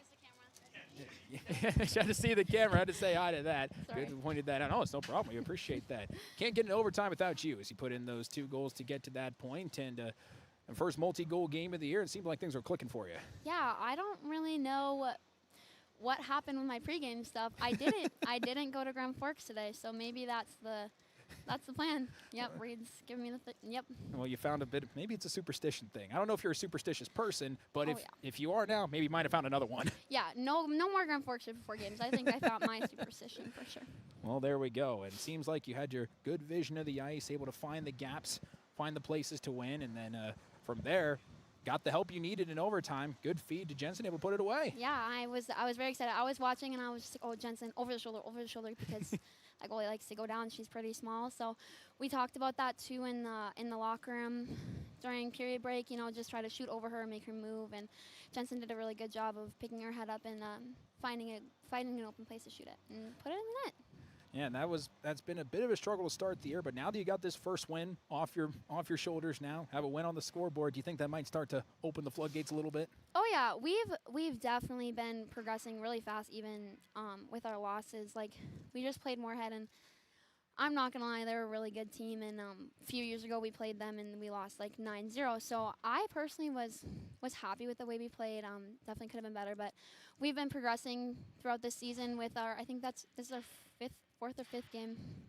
Yep. So, yeah, we just keep getting better, keep getting more goals, keep getting more shots. We're definitely clicking better as a team, which is going to happen as we keep going in the season. So I'm just really excited to see how that goes. Now you got the Thanksgiving holiday come up a couple of practices before that. Might be a bit of a higher spirits in that win across and then playing Thief River Falls. But it's nice to kind of get off the game train a little bit. And a holiday coming up too. Yeah, I know. I'm excited. I love Thanksgiving. Don't get me wrong. I love Thanksgiving. I'm excited. And yeah, the holiday tournament or the Thanksgiving tournament is definitely a good, kind of an eye opener. It kind of just gives us a good look at the teams that we're going to play. Like we played Turf again, I think. And we did lose to them. God, I don't even remember the score. I think it was 1-3, 1-4. And so that'll be a good rematch. I'm excited to see how that goes. And I see the way we're clicking out here on the ice. I'm excited to see how that goes too, because we've definitely progressed a lot more. Team-wise, player-wise, our players are getting a lot better. So, very excited. Well, this is going to be a lot of fun as we head into December, Emma. I very much appreciate it. Thank you can send you. it over to Maddie now, who's Thank also you. winning alongside. Thank you, Emma LaPlante. We appreciate that. And now the one who will join me, who has given the Pirates a chance to win every time, and now 5th time's the charm to get on the board. Maddie Abrams in net is joining us. And how about that? Got a win on the board, and again, you've been playing very solid throughout the course of the year. How are you feeling now you got that win off their back? It's a lot of relief off of my shoulders, and I know a lot of girls feel like that because we needed that confidence booster in that win. I know sometimes it might feel like, hey, I'm making a ton of saves, I'm making a ton of plays. When can the offense kind of get it back a little bit? It's finally happened today. I know, right? It was amazing to see the girls just work together and to get the puck down in the other end and get shots off and some goals. We scored the first goal of the game. That was pretty good. You had 2 really weird shots get by you. They weren't your normal ones, but other than that, the ones that were right in front of you, you seem to have a very good vision of the puck, and you seem to be playing very comfortably in net. Is that a pretty accurate assessment? Yeah, I'd say so. I've been playing goalie for I think this is my 5th year now, so I'm still kind of getting the hang of it, but all the girls are just amazing, and I just love playing with them. I was asking the same question the other two. I'll ask it to you. I think things are going to start to open up for you guys now that you got that first win off the shoulders, and now you can continue to move on and potentially get more? 100%. I really think we needed that confidence booster in beating Bismarck, and in the locker room, it's a party now, and we're all excited for the next games. Well, now you got Thanksgiving first before you get to that point, so you get to enjoy a holiday, a couple of practices first before you play in Thief River, but as you mentioned, it's a party. The morale is high. I know when you play volleyball, you're the one that always danced on the court, so maybe you got to be leading that escapade perhaps, but something to feel good about at the start of the year after a couple rough games. Oh, yeah, and especially since we played Fort Francis and we've already seen them this year. We know how they play, and I know we can play a pretty good game against them. Well, let's see what happens. I'm very excited to see that. Maddie, I very much appreciate it. You're good. Thank you very much for joining me. Thanks, Gabe. And now we got one remaining. Let's hop in the head honcho, shall we? As Reed Olson will now join me with a smile on his face. Made the mic sweaty. Well, they did. I do apologize for that. But even still, you've got a win on the board. And it took overtime, but you got it. How did you feel about your team's performance? No, I thought we played really well in the first period. And then second period, I felt we kind of took a step back to what we've been doing, you know, against like our previous games. And then when we came out in overtime, it was great to see our girls not give up, and it was great to see Jensen put that in the back of the net. So overall, happy with our outcome. Obviously, getting the first win is great, especially with these young kids that are new to varsity, and they got to see what a win feels like, and hopefully we can just keep mounting these up. So. And what's pretty cool is that after all the conversations we've had about the goals you wanted to see and how you wanted them to occur, the one that was the dirty one right in front of the net that you've been encouraging to try and get is the one that won it for you. Right, and how awesome was that? You know, and see, like that, those goals win hockey games. Yep. And it'd be nice to see if we can get a couple more of those. But, yeah, proud of our girls' fight tonight, and it was great to finally get our first win. You know, this game had a little bit of everything. First of all, so many penalties I couldn't keep track. 4-on-3s, 4-on-4s, 5-on-3s. Every goal scored was even strength, right, which is a bit jarring. And then Maddie Abrams, again, is giving you guys a chance to win every day. Yeah, it was awesome. Maddie's been a stud so far these last 5 games. But, yeah, we have to eliminate these penalties because when we play the better, like this team was a really good team, but when we just got done playing Moorhead, right, we still got to play Warroad. They're going to eat us up if we keep taking, 7, 8, 9 penalties. So got to eliminate that. And then we had a too many men on the ice call, and that's on us coaches. We have to be better at knowing, or at least teaching our girls, you got to wait until they get in the bench, right, to hop over the boards. So just minor fixes, but we just got to eliminate those penalties, and then we'll be a lot better. Well, in terms of other things in this game, Emma LaPlante scoring 2 goals, now leads the team in goals with 3. Had 2 that she kind of just took control and found the back of the net. And then the defense, I thought, played pretty well. I think it came in waves a bit, right, but they did not allow very many screens in front of Abrams, which is a significant improvement. Yeah, they did really good about getting those girls out. It was awesome to see, so Maddie could see those shots. Emma's first goal, that's what we've been preaching all year to do, right? Just keep driving wide and then cut in and get a shot, and then she got a goal, and it was great to see. Hopefully now that she saw that one go in, she can do a couple more of those. But, yeah, it was good to see the fight. It was good for her to finally get it, or she's scored before, but you can see what she can do once she gets one. She usually gets another. And then just proud of the way our forwards, we were doing more forechecking today, which I like to see, and good things were happening off of that, especially with Jensen's goal. Yep. So if we keep doing that and then keep taking care of our defensive end, we'll be all right. Ask the same question to the girls you brought up here. I'll ask it to you. Maybe things might start to open up a little bit, getting that monkey off your back of getting that first win, especially mentally. Seeing that 0 come off the board's got to do something. No, absolutely, and I believe we're a really good team. Us coaches do as well. So when we struggle, us coaches, it's frustrating a little bit because we know what we can be. We have a lot of potential. But we still got to just keep coaching them, getting those mistakes that we keep occurring, right? Like in our neutral zone, our forechecking, we seem to still be kind of all going at the person instead of doing our structured forecheck. But that's just practice. And trust me, we will absolutely be looking on that on Monday through Wednesday before we take on those post-Thanksgiving games. Oh, you get to have a few practices, maybe a bit more higher spirits now that you got a win on your back, although that should never really stop anything. You want to keep drilling the message to the girls as often as you can. And then the Thanksgiving holiday, which is nice to enjoy some time with family and everything before those Thief River games. And so things might be starting to, this is a good win at the end of this stretch to turn things up on the uptick. No, absolutely. And they've been playing good hockey. I thought they played really good against Eastside. We just couldn't sneak that win out of there. But I'm glad that they dealt with some adversity today, right? You could tell the Legacy bench was fired up. Mostly every time they would do something, they were always hollering. And when they got their game-tying goal, our girls didn't flinch. They kept playing hard, and then all the way to the last goal, last whistle. So very proud of the way that our girls played. and hopefully we can just keep building off of this. So. Well, let's see what happens. Got a long season left, but this is a huge first step and a big win for you, Coach. Congratulations on getting the win. Thank you for doing the time with me, and we'll be seeing you next week at Up at Thief River. Yeah, thank you for your time. I appreciate it. And that was the head coach of the Crookston Pirates, Coach Reed Olson, here on the Riverview Health post-game show, and that will wrap things up for me. I'm Gabe Bishop signing off. Everybody has a fantastic rest of your week to this point. I'm going to be gone after Monday, so I hope everybody has a fantastic Thanksgiving. Enjoy the time with your family and your loved ones. It's important and it's very crucial. So thank you very much for joining me. Hope everybody has a fantastic rest of your Saturday and your weekend. And stay warm out there.